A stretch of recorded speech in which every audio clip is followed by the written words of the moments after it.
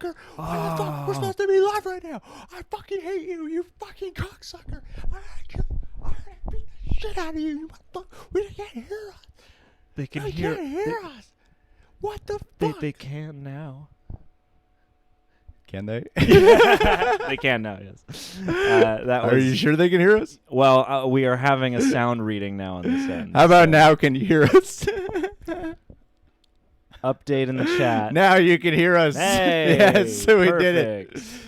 It allowed for a hilarious bit, though. That's the trade-off that we get is it goes live successfully with no problems. We don't have to do any MacGyvering, and it's just soundless for the first 40 seconds. And for the people who have been to our live streams before, does this camera look clearer to you?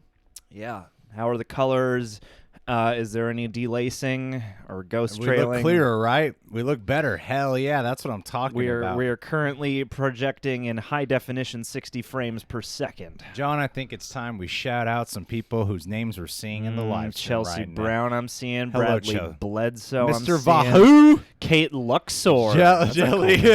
Kobe Elliott. I couldn't actually scream. I had to, do bit screaming. I like bit screaming. Megan Music 25. Hello. Anissa, of course. Hey, we got these Discord shirts. Rosie loves that new camera qual. Haven't been Heck to yeah. Chile. No.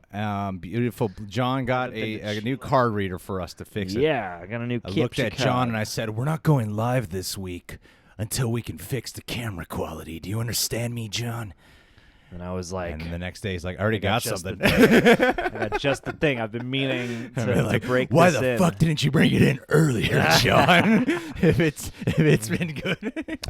Hey man, this is its maiden voyage. This is its first run doing the real deal. So this will be it from now on. It looks like an actual video. That's great to hear. Hey, Mark Leach, thank you. This is a Discord shirt. So I thought today, since honestly, John, let's do a little bit of a preface here. Hey, Katie Ann, thanks for the T-shirt. Hey, Deanne. Tyler Hagen here too. Little preface here. John and I are both a little out of it.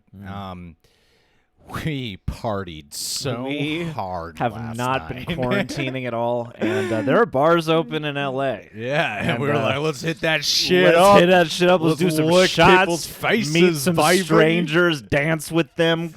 Get sweaty. So no, I think the smoke in LA has started. Like I noticed, I've been having that thing of I feel like really out of it and tired. I've been feeling that way the past few days, and today it really hit me hard. And like an idiot, I went on a run. I was like, if I just wear my mask really tight the whole time, but that wasn't a smart idea.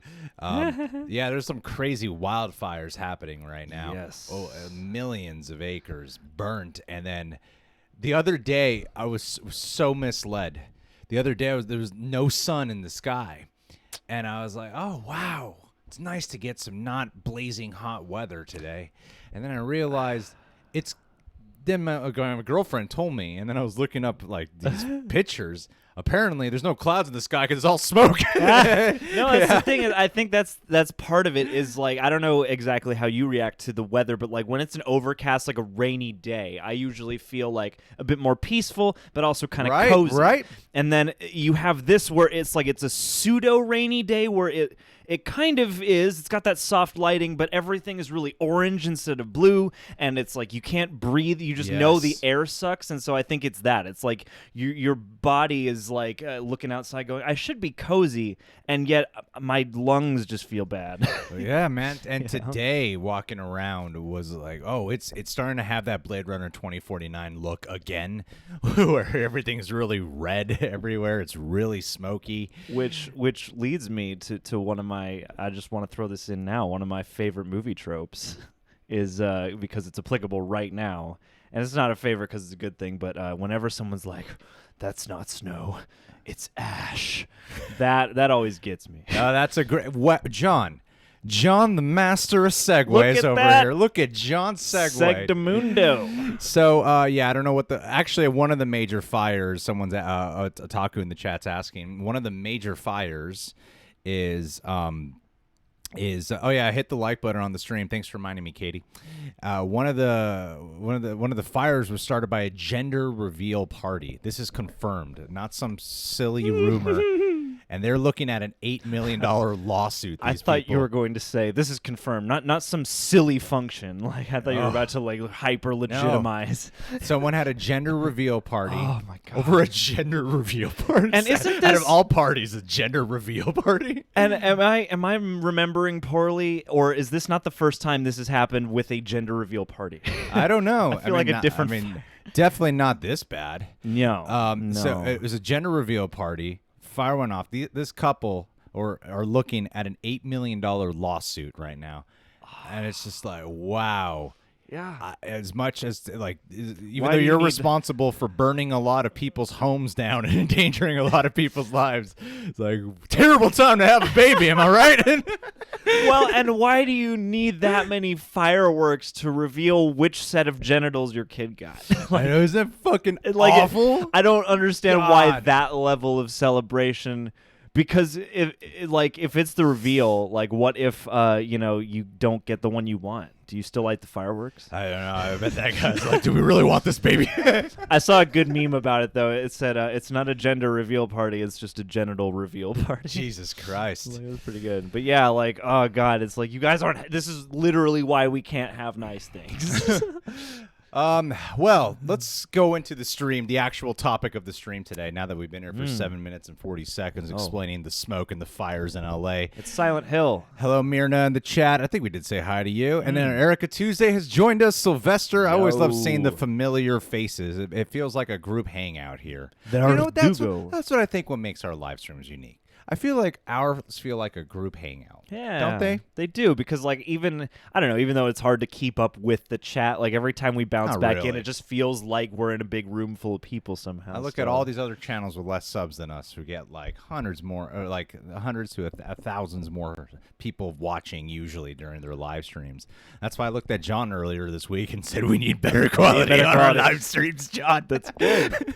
Well, and people maybe always that's like your it, live though. streams are so fun and funny, and I'm like, but no one's watching. I think the quality of the camera has something to do with it, John. Maybe part of the charm of the streams is that it's like we got to take the time to get to your input, whether it be in the super chats, the Streamlabs, or just in the chat. And also, guys, check this bad boy out, because it gets blazing hot in here. This is a mini air conditioner Future right here. fan. Mini air conditioner. We actually have, and the boys' reaction that's going up tomorrow. I was worried that the mic was picking up the whole time. It's so quiet.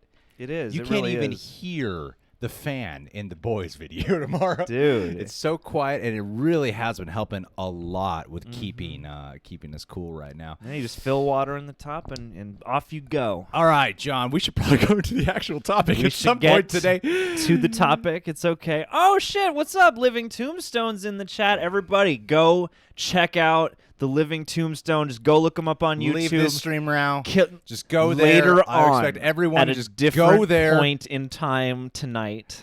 Go check out new album 01 and just like any and all things on the channel, because like I can't explain the history right now. You can do that better, but he's making some killer tunes, so go listen. It's cool stuff. Fair enough. Fair enough. I got a trope here. I got a trope, a dope trope. A trope that I do not like. Oh, and Bradley, I see you super chatted. Thank you so much for the tip, buddy. There was, I will get to your super chat in just a minute. But here's a trope that has risen within the boys themselves. And it's something that always seems too predictable. It's when someone's having a phone call. They're having a phone call. And as an audience member, you're like, you probably shouldn't be having this phone call right now, because someone is likely to overhear you who's probably an integral character who might say some shit, who might get you in trouble. Or who might be surveilling You're just you, watching the show going, or the movie.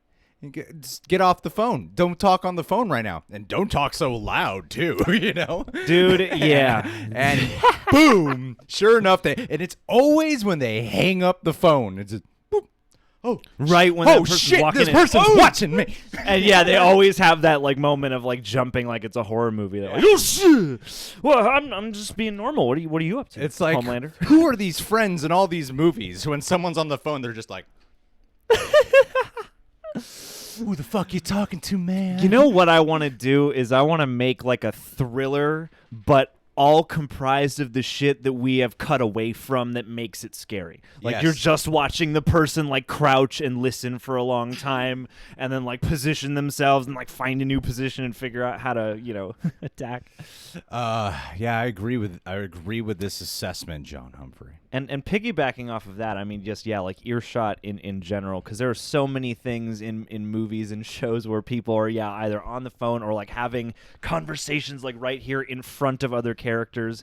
And it's just, there's such a thing as earshot, and I feel like there are so many movies that hinge on like how clandestine and how adept their characters are at being stealthy, and then that always takes me out when they're like having a chat you know in the what? wrong place. I like that one.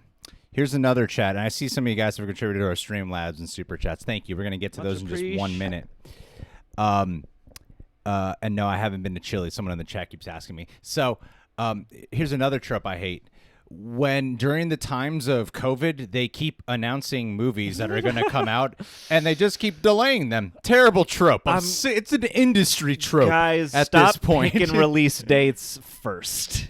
I'm sick of this shit. This is literally what's making quarantine fun, because they did it with Tenet. They printed billboards multiple times for multiple dates that did not land. Yes, and they spent money on that. Oh, Joseph in the chat has one that I am sick of. Oh. Joseph in the chat just said it.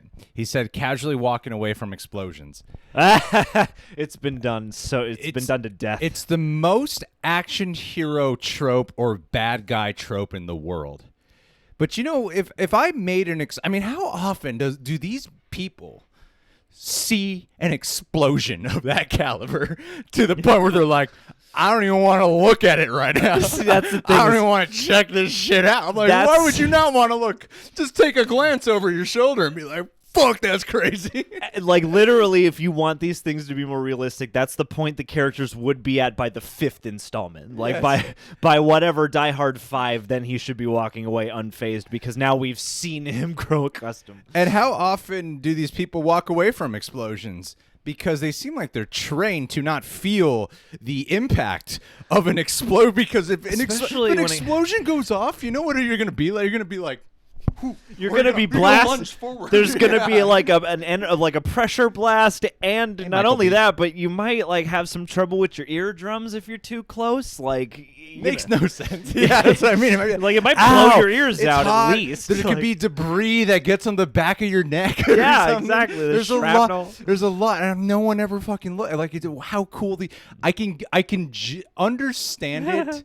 If it's something like Man on Fire with Denzel, like, you motherfuckers are gonna pay, and you're just walking away, like that emotional pull, but it happens way too often to the point where I'm like, just take a look. You gotta earn. Why wouldn't you want to see an explosion? You want to see your handiwork, yeah. You want to be sure of what you've done. Yeah, man. What's up, Biff Tannen? You're pretty sexy, especially in part 2 when you're in the thong.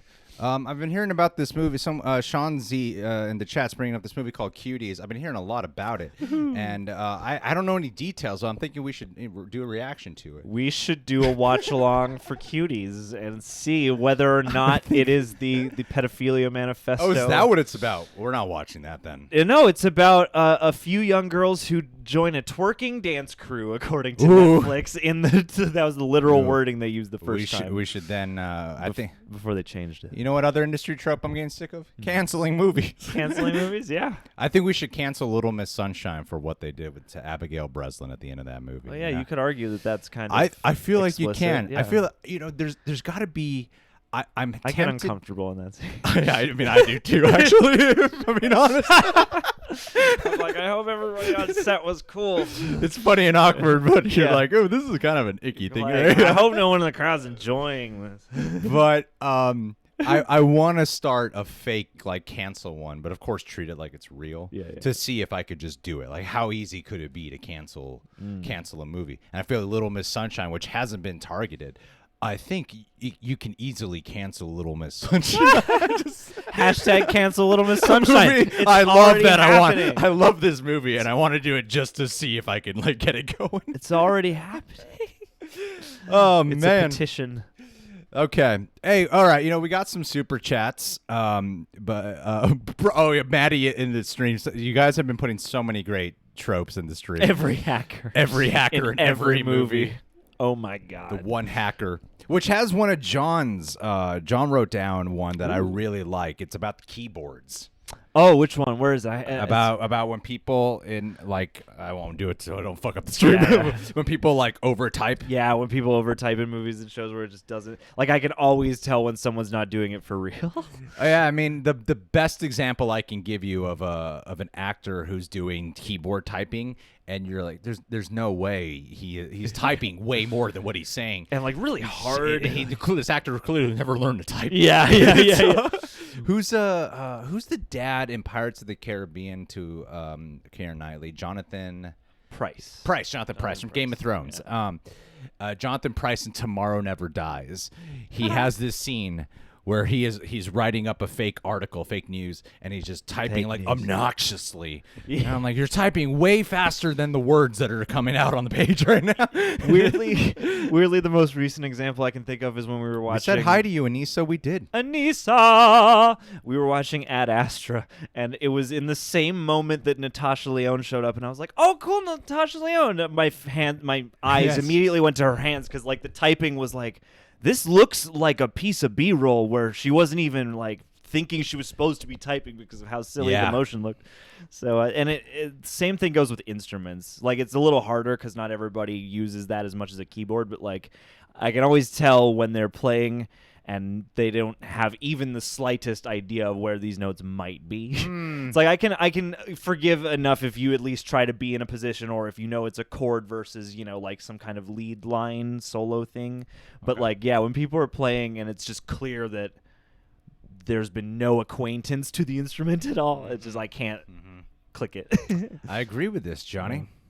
And here's I'm gonna, before we go into some of these tropes that you guys have submitted in our super chats and stuff, there's one trope I actually do like that is very overused. But you do it the right way with the right level of stakes and the right follow-up action hero punchline. Okay. I can get on board with this trope.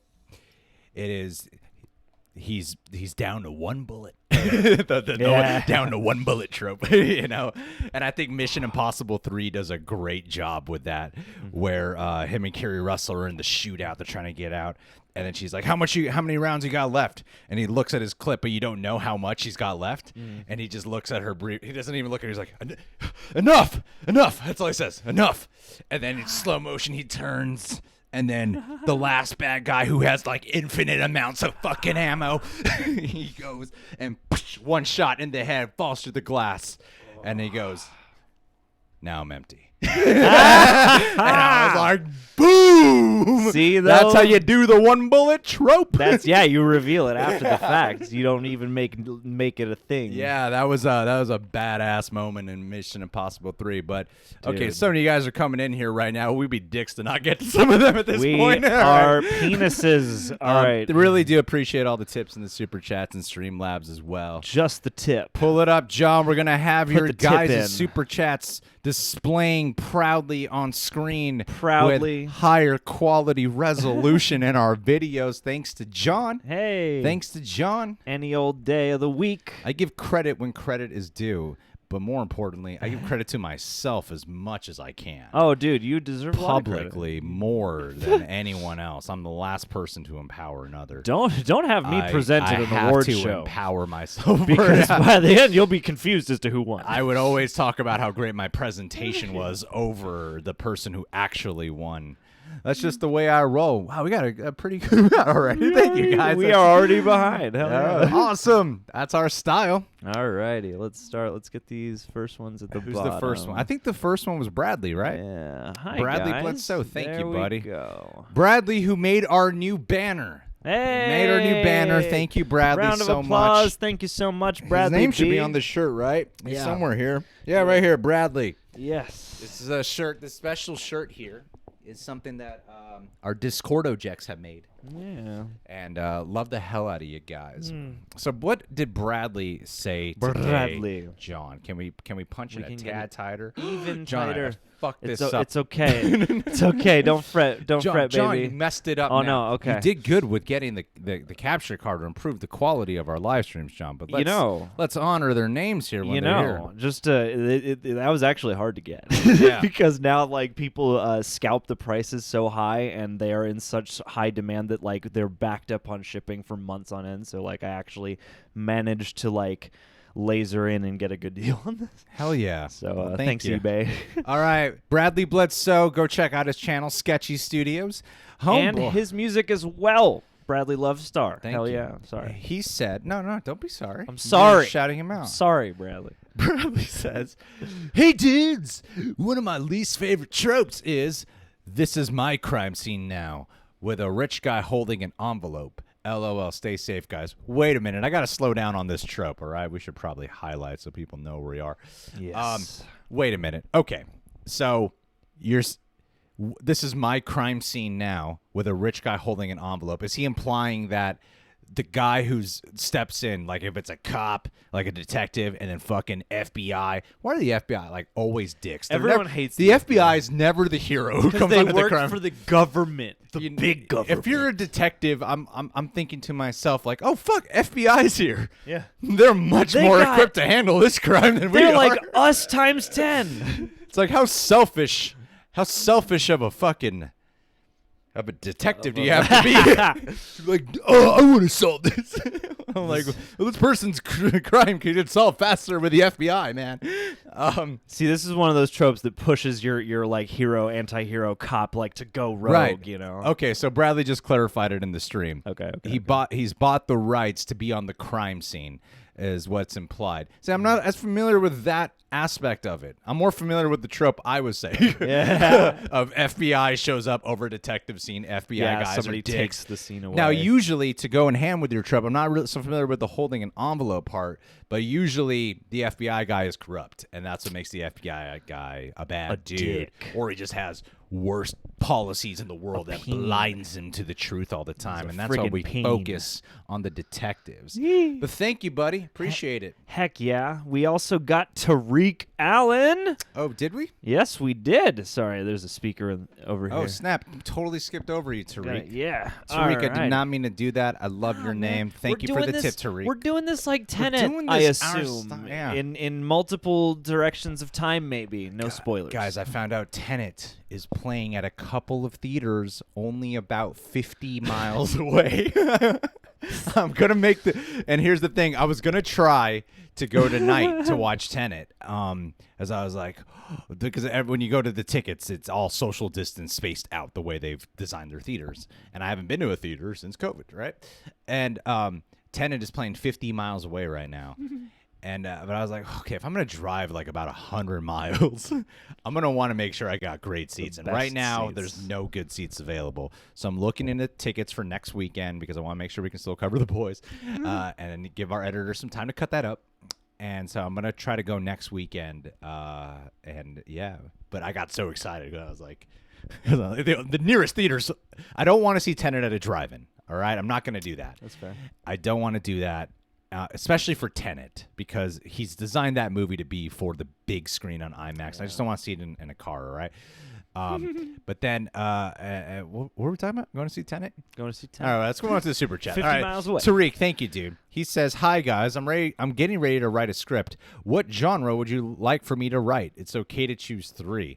Okay. I'd like you to write how about we do one at a time, and then we'll say the third one together, okay? Okay. I think the first genre you got to do is coming of age. Oh, damn, that's what I was going to say. Then Good do call. the second one, John. All Get right. it going. Okay, so coming of age, but then you also have to do it as a man versus nature kind of movie, like The Gray or like The Edge. Yes, Yeah. I like that. And then on top of that, I want it to be. It's also going to be. It's a werewolf. It's a werewolf movie. It's a coming of age werewolf versus the Elements movie. All right, dude. Because I want you to pull off a movie where people are like, "That sounds convoluted." but then you do it to Yeah. because that proves the kind of level of screenwriter you are. This better be a mini series, by the way, because it's the only way it's going to be able to flow. Oh yeah, because think of the level of conflict. You could have like man versus the elements, and then werewolf versus the elements, and it's two different sets, man. Very true. Very true. Sequels. Dominic Zefferi. Thank you, Dominic. Appreciate the tip, buddy. Thank you, Dominic. Such a great name. Dominant I've never met a Dominic. bad-looking guy or seen a bad-looking guy named Dominic. Let's find one. Let's find one. Dominic, pull up your profile pic. Let's judge. He says, No. hate this trope. We're not so different. You and I. Said by villains in movies. Yeah, that's a thing. I mean, that's what makes a great villain, though. See, Yeah, Marvel. It was what makes a great yeah, fucking Marvel, Star Trek. That's what makes a great villain. Is a lot of times when there's that duality of, like, I've been watching a little anime show called Naruto. Ooh. Sasuke. So Naruto, and then he just met. He just had this whole like arc with this character named Gaara. And I'm sure that the 5 people who watch Naruto in the stream are really appreciating this right now. No, Naruto fans are out But there. a big difference of them is like with just a slight bit of difference in the way their past experiences played out, they could have ended up on the same path. The hero could have ended up the villain. The villain might have been a hero. Oh man. But the "we're not so different, you and I" is a line that is definitely overused. So thank you, Dominic. You don't need to tell us that anymore. We're not so different, because that implies the evilness, the evil nature of them, even more so, I think. And I feel like there's actually more weight when they're just more showing, less telling in as opposed to saying "we're not so different, you and I." Aren't I deep? You are deep. I'm You're so dude. Hashtag that shit. Greg so deep. Hashtag Greg so Hashtag deep. Hashtag deep. If Jesus can walk on water, can he swim on land? Oh, in these trying times, I miss the Bo Burnham. Me too. I miss the Bo Burnham. Anissa Oliva, Anissa. one of our queens. Aniplex. Hey guys, I got great news for you. She was worried she had COVID. She does not. That's Hells your yes. shout out to Anissa. The horror movie that bothers. Oh no, John, you read it. She loves you more than me. The horror movie that bothers me 24/7 LOL is when someone falls, haha. Someone always has to fall, and they possibly end up dying. So yeah, I love y'all. Hearts. Aw. That's true, especially in horror. They always fall. You know what's worse in horror? Like usually a horror movie, if they have this element of someone falling, you know, unless it's like a real situation where you could easily trip. If you're It's in a the case by snow, or It's know, a case by case, right, but there's enough right, lazy uses. Exactly. Yeah. But usually the movies that also possess this quality also have this trope that I hate. Because usually they fall in like the street or something, Yeah, you know, Where it's like flat. Yeah, it's like it's not. You would have to just be tripping over your feet at that point. when they go in to start their vehicle and then it's not starting up. I hate that trope too. You know what? I just watched Scream 4 last night, and they did it. And I was so flipping glad that when Ghostface jumps on the hood of that one scene, he's got like a piece of car wire shit in his Yes. hand. So I was like, oh, cool. Explanation for that. Yeah. It's not just the gods telling you the car doesn't work. There's a way to set it up, you know, because like how Maddie is pointing out in the chat, bruh, why in every horror movie they be in the woods alone? Like, what the fuck? And usually when a character falls, you know, if it's in the woods, as much as that has become a trope in and of itself, like they fall in the woods, right? When they're trying to get away. Which is why when you're running in the woods, you know, look on the ground. Yeah. Well, But if it's nighttime, I get when they fall. oh, totally. Right? It's night. It's, Well, and if you you're could trip going- on a rat. Yeah, a rat, a rock, a Horror bug. movies, they keep tripping a on fucking root. rats, man. Well, and the thing is, it's weird. If you're running upward, I believe it less. If you're running downward, it's harder to run down in like rocky or foresty terrain if you don't understand where your feet are gonna go Yes. exactly. So you know what's one that really I will never laugh at another horror movie. keys are hard as fuck to work when you're like rattled. Keys, like Yeah. trying to find a key and like get it in a thing if you're actually kind of like freaked out is not easy. Yeah, it's true, John. So That's a good call. I'll give it to you. Thank you, Anissa. See, sometimes when you guys submit a trope, it reminds us of another dope trope. It's like a Dope Katamari. tropes. Dope tropes. Verdugo Silver. I used to live near a street called Verdugo, And there's near a Long Silver John Lake. Silver's. I made you. Thank you, Verdugo, for the tip. His dope trope that he doesn't like is I can't do that. You can't, or you won't. I just saw that in something. Scream 4. It's all Probably Scream 4, John. every trope. Yeah, they had to. They probably had like a master list of like, did we get all the tropes? Are we meta enough? Yeah. Oh goodness. I think what's funny about this trope, John, can you highlight that for me? Always. When someone says, I can't do that, you can't or you won't, I actually think that's a great personal life philosophy to apply to yourself. Yeah. Or to challenge someone on it. You can't or you won't. Because 9 times out of 10, it's not that you can't, it's just that you won't. Should, could, would. Or maybe you aren't. Right? Mm-hmm. But yes, I can't do that, you can't or you won't is an overused line. And funny enough, as much as I think that's a great personal life philosophy to ask yourself once in a while, because hashtag Greg is so deep. Greg's so deep. Greg so deep. is that is an overused line. Yeah, that really is. We actually did it. One of our very early videos that we ever did. One of the very early 101 most overused movie lines. Yeah. We should have just pulled that video up and played it for the intro. React. We should have just played it here and been like, there you go, 101 overused lines in movies. Yeah. Like, turn in your badge. And your weapon. Oh, I love. Which I'm sure a cop has heard that before. Oh, sure. Well, It's weird when they say it to someone who's not a cop. one. But which one? I like it too when this has become a very big trope in terms of just like lines of like his methods are pregnant pause. Unorthodox. A little unorthodox. I'm like, that's that. Like I've heard that so many times now, and it always means the same thing. Yeah. Good call, John. Oh, goody. All right, Jay Tivo. Hey, buddy. Hey. Thanks for the tip, buddy. I think this is the first time I'm seeing your name in our chat, unless you're someone who's been here before and you've changed your name. Either way, appreciate it, dude. John, read away his dope trope.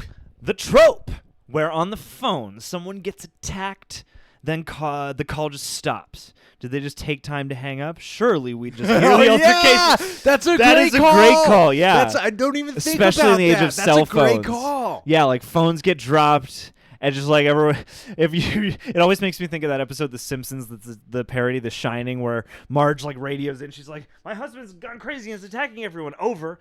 And then it cuts back to Chief Wiggum, and he's just like, "Oh, I'm glad that's over." That's so true. They What would, the cops would have so much more evidence too. Yeah, they if could the just cop hear it. if the call just played on, because I feel like actually no, on any phone it should still keep going, right? Unless they drop it and it breaks. Yes, and one thing I learned from listening to an old Spill.com review is apparently phones can always, if you can connect at all to 3G, even if you don't have a SIM or whatever, you can always dial 911. You guys don't see this, but sometimes I'm like, John, when John's look at talking, he's looking at This I white have, box I have here. the habit too. I'll be looking at the because we could see the playback of the video. It's the And I'll playback be- of the video. I'll be looking here, talking to me, watching the playback. Then I'm like, oh wait, you guys are right here, Yeah. not right here. It's that Skype call problem that we can often Listen. have. We know, yeah. I don't remember what I was saying. So sometimes you see my hand extend, and Yeah. so you can't see me doing, but I'm doing. Look up, John. Yeah. And I have to. I am totally guilty of that too. But thank we you, gotta JT. sentence That's you. a thinker right there. Thank you for that, man. Yeah. A lot of times with these dope tropes, which are not really dope, hashtag Greg so deep, is that a lot of these tropes can often present themselves with these logical errors, like when not asking yourself, like, would the character do that or would that thing actually happen? Yeah. And because sometimes things are just so reoccurring, it's like, all right, I'm sick of this. because we got a few of our own too that we got going to list off. But yeah, this is a logical one, and I like when people point out like the real logical gaps in a lot of these tropes. But Anissa, since John read your last one, thank you, Anissa. She's asking us personally, who of y'all two is the good cop and the bad cop? But that does play on a trope though, of like one's good cop, one's bad cop. See, we're like three cops in that. Greg is good cop and bad cop, and I'm just good cop. John is the guy behind the counter. I'm the guy, receptionist. The receptionist who has a badge. I'm like, I'm like, why aren't you out in the field? I've never been to a police station. I've been to a couple like on-campus police stations and maybe one actual police station. I've never seen one that had like a podium with like a guy and a badge and a hat. Be like, I am the official police welcomer. Yeah. What is your problem? That's a trope that needs to exist in real life. But the good cop, bad cop routine. Meta. Joker. Jared Leto. Jared Joaquin Phoenix coming so back, even though he said he good. didn't want to. $50 million, pay him. Yeah, Pickle Rick. Tiny Rick. Fandom. John is definitely, but to answer your question, Nisa, John is definitely good cop. I'm bad cop. My methods are unorthodox. Every day, every time like a video won't upload fast enough, he just throws a pot of hot coffee at the computer screen. And I go, you son of a bitch, tell me why you're not processing. He's got a lamp above that he can just throw right in the webcam's face. Come on. Tell me what I want to know. I want the truth. And John's always like, back off, man. He's a witness. Just calm down. Just calm down. You're 1 week away from your pension. You're 1 week away. I'm looking out for you. Oh, Eric Horstman. Thank you, Eric Horstman. EH, my man. Love you, dude. Hells yes. Overused horror trope. The slow pulling down of blankets in many ways, too. Because, like, sometimes there's the slow pulling down from the foot of the bed. Sometimes there's the slow pulling down when you know the ghost is, like, on your crotch. On your crotch. Because that's where they would have to be. Because if they're any further down, you probably just not see them.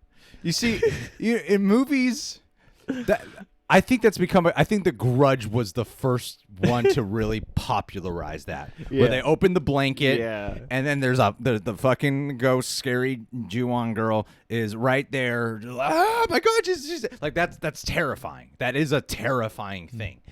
The issue I have with it that more movies do this now is it's the logical gap there of if I feel like something's on me, if I feel like a bug is on me, if I feel like there's a bug on me, I'm like, what the fuck? Literally, literally like a stray hair can fall onto my exposed leg, and I'll be like, is it a tarantula?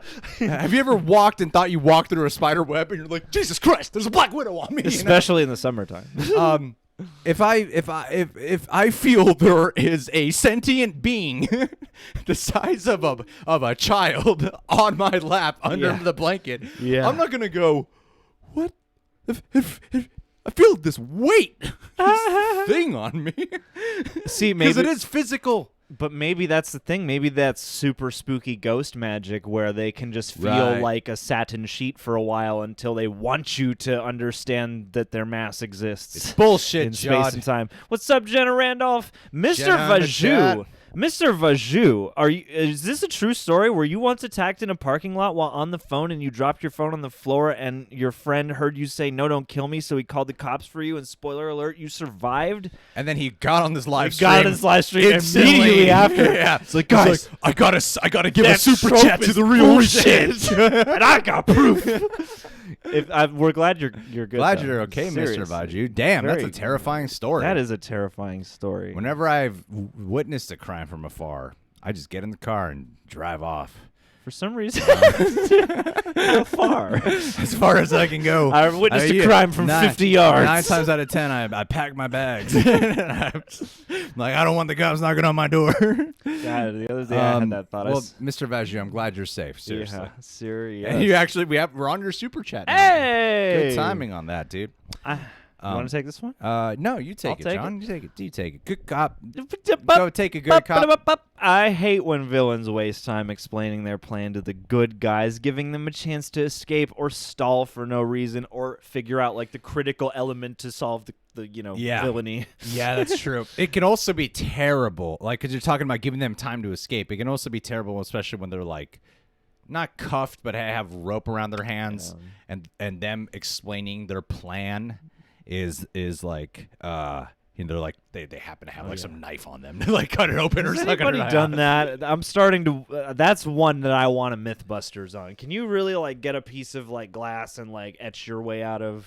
Yeah, as much as action heroes always do. I'm not a big fan generally of villain unveiling their whole plan to the main character. Not unless it's an ideological conflict that makes sense for them to butt heads about. Like Tejanos? Yeah, like Tejanos or Killmonger. Or anyone who has some condition about there's overpopulation and he's going to save the environment. Yeah. Any villain like that. That's a trope. Yeah, that's a villain trope for the last few years. Even Godzilla, King of the Monsters. The humans are the Mother Nature wants to reset from the humans. Humans have ruined the world. So unleash these monsters to destroy everything. I'm going to aid this process that I see by, making a lot of money and unleashing hell on Earth. Humans have ruined us. So unleash these nukes. Let's ruin it indefinitely. Release these nukes, damn it. Oh, Sarah Campbell. Thank you so much, Sarah, my dear. Cindy Campbell. Driving in an apocalypse, and you see people flagging you down for help. Even though you shouldn't, you stop, and they carjack you. Just keep driving. Dude. That is stupid. Because you know why? Whenever a character picks up a hitchhiker... It's just as stupid, Yeah. So it's like don't pick up the hitchhiker. Don't pick up a normal hitchhiker. Yeah. It's like I have a little sympathy in the apocalypse, but also still, I feel you. I have gotten out of my car in real life if I see someone on the street who's like trying to push their car or whatever. Yeah. I've done that a few times. A jump. Yeah, or someone who needs a jump. Or who's like hiding a body and is trying to get the last bit in. Yeah, or shoots the tires out of my vehicle. Yeah, I'm like, oh fuck, now I'm being held hostage, and then I'm just telling Mr. Vaju's story. Mr. Vaju, I'm glad you're saying that's a terrifying story. Yeah, dude. seriously. That's a good call, Sarah. Don't ever pick up the hitchhiker or don't help people on the side of the road. You got to be like all Californians. Mm-hmm. Avoid. Don't make eye contact. Avoid. I just don't hear you. Every other state I've been to is like, hey, how you doing? Enjoying this hiking trail? You betcha. Top of the morning to you. But out here in California, no, we just avoid the fuck out of you. Hey, how you doing? What do you want? What do you want from me? What are you? You a gangster? What are you? You trying to rob me, or you think I can offer you something? It's California. You trying to use me? Very antisocial motherfuckers out here in California. But also very zen and vegan. Went a little too far here. Mark Leach. Thank you, Mark Leach, whose name is on the Discord shirt as well. Thank you, Mark Leach. Community was great at piss-taking tropes. Please watch. One was good cop, bad cop. And the moment they are off the case, then it's the moment they choose to work together to solve it. I love you guys. You've seen Community, haven't you? You can talk about this. I've seen a fair amount of Community. In fact, I think I've seen specific episodes that you might be referring to here. And yeah, I mean, Community does an awesome job at being meta, but also being funny and heartfelt and doing that thing where it wins you over by being a really effective situation comedy, but also smartly deconstructing whatever topic at hand. There's a great quarantine episode. There's a great episode where there's an outbreak at a costume party. No, you can't get... What are you trying to do? You don't want to get too close. The idea is to fuck with the lens, John. Oh, that's it. I see. You want to... I don't know what I'm doing. It's not on autofocus. That's why. Professional live stream. It should be on. We should autofocus this. Then it'll jump around. John will never shave his beard or cut his hair or shower. I shower a lot. In fact, I got some really great soaps. I've been trying to buy more. I clearly didn't mean that, John. You get so defensive. Listen, let me tell you about my new soaps. I showered so much. I've been having the time of my life cleaning up. That's what the kids at improv, that was their go-to joke, is John smells like fish. So I'm raw, kid. I got a chip on my shoulder. Are we brothers? If we were brothers, wow. Wow. One of us lucked out on the We- jeans and the other didn't.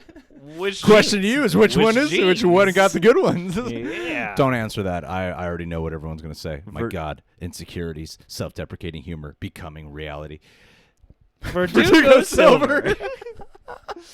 Oh, you want to take this one? You want to take this one away? Let's see here. People being chased by slasher movie villains trip and fall more times than the rest of humanity combined. Also, their cars never start. That's a twofer. I'm pretty sure we just covered exactly that. Thank you, Verdugo. It's okay. This is why we can't riff, John. This is why, yeah, because This is this why we came can't- in this is way why we- before this is why we we- talked about. This is why we can't riff, because then someone's gonna say it. Yeah. All right. Let's reconfigure The problems ourselves. with riffing. That sounds like a book waiting to happen, like a pamphlet for improv students. Did you really get some new soaps? I did. Oh, sweet. I did. I was Do you want like, to tell the viewers Yeah. about these soaps, John? I was like, how could I reorganize, like, the normal life stuff that I spend money on in a way that's more helpful to the world? And Right, so I right. was like, oh, what are some? I don't want to aggrandize myself for shopping. We got some Streamlab contributions to get to, but let's go back to the chat here for a second and see what y'all are saying. His yum. Just any time to reference the Phantom with Billy Zane is a good time to reference the Phantom with Billy Zane. Jenna's saying when people hide near the killer, like that one Geico commercial. Nah. You know what bothers me more, Jenna, is the hiding under the bed trope, because they're always caught. That's a bad, but Aren't yeah. they? Aren't they? They're always caught. They are. And it's always the same fucking fake out, like Yeah. every time. It's like they you think they get away, person goes, Yeah. oh. But and then suddenly they get them from behind, yank them. They come out from of their ankles. They come Yeah. out of just the negative space off camera. Right? Every single time, man. It's the same trope. Every time. Hide under the bed is not a great one. But then again, sometimes you just have nowhere to hide. Yeah, I mean, it's like hiding in the closet. I've never no been good stalked either. by a murderer, so it's like the closet sucks just as much as the bed. I mean, the closet you're arguably more cornered in but less exposed. The window is still the best choice. Let me show you guys where to hide if someone's coming into your room. Right? I'm going to show you guys exactly where to hide. This is making me think of that. Yeah, just position yourselves behind a door each, everyone in your home. Every door that opens. I just broke the post. You just destroyed the set. But see, it's not green screen. That's a practical set, all right? This is production value. Vin Diesel is immortal trope. That is a well, it's in his contract, He can't appear weak. He can't take more than 3 consecutive hits or something like that. Anyway, that's how you hide. That's how you hide. Olivia said we're loud. It's only going to get louder. It might get loud. It's a good documentary. You should check it out. Lorenzo saying in a superhero movie, when someone is about to die, they're saved just in the nick of time. That annoys me to no end. It's kind of like that in every movie with a hero. Yeah. Any action genre, that's usually what it is. Oh. They can handle any fall from any height. Any height. They can. And John Wick should be dead. John Wick. That stretches the high fall trope to a whole other level of that movie when he like at the end of part 3. John Wick at least has a concussion. Yeah. I wouldn't be. He at least needs to recover a little bit. I wouldn't be surprised if we watch John Wick 4 and then they do the trope reveal of, oh, he's just in the hospital. You know what would be all the great? coma experience he's having. No, yes, I want that. And then he wakes up from the coma only to find that he's in the hospital, and a bunch of the other people he's fought are also in the hospital. So they Right. have like a John Wick action movie, but everyone's like really incapacitated, so everyone's like fighting all hobbly and gross like. Oh, yeah. Axel in the chat is saying when heroes don't kill the villain and get surprised when the villain tries to kill them when their back is turned. It's vice versa, really. When someone's monologuing, they take way too long to just commit the action of killing someone because they want to go let off a speech, and then you get to the point like just hurry up and do it before the person fucking gets you, That when characters, it happens a lot in horror movies when like you've incapacitated your villain and then you just discard whatever weapon you had on hand as if you'll never need it again. Very true. Very true. John Wick versus Kill Bill. Let's do it. I like it. That's a good trope. All right. You know what trope I'm also not a big fan of? When characters go on talk shows and then they kill the talk show host. Dude, that happens way too much often. in so many So films many I can movies. think of off the top of my head. Or, he was really dead the whole time. That became a trope. Or yeah. Gwyneth Paltrow's head in the box. Yeah. or Darth Vader being Luke's dad. Yeah, I'm just sick of those tropes. Jeez. We got some Streamlabs, too, that a lot of you guys have contributed to. Doobity-doo. Okay, let's see. We are on 912 with Flev Doran. Mr. Q, that is my quote for the year. John Wick should be dead. Really should be. Really should be. Running. That's hashtag John Wick should be dead. Who is our first one for today, It's Johnny? Flev Doran. I'm trying to get this to like a good scroll point, but I'm having trouble. Hi, guys. Hi, Flev. Hi, Flev. Thank you so much, Flevy. One trope that Flevy. I don't like. Flever. One trope that I don't like when people in horror films or in general hear a weird sound from the basement or wherever, and they foolishly go into the set place Always to send Olivia. investigate. Always send Olivia. Instead of running away or calling 911. Every time we hear a noise, I just send my woman. Mm-hmm. Or one of the cats. I go, who's going to carry on the Alba name? Go out there. I need to distribute my You seed. have an older brother. Go. You're already accounted for. I am the last of my bloodline. Go. I'll hide in the bathroom or under the bed. What about the other siblings you have? They're not here right now.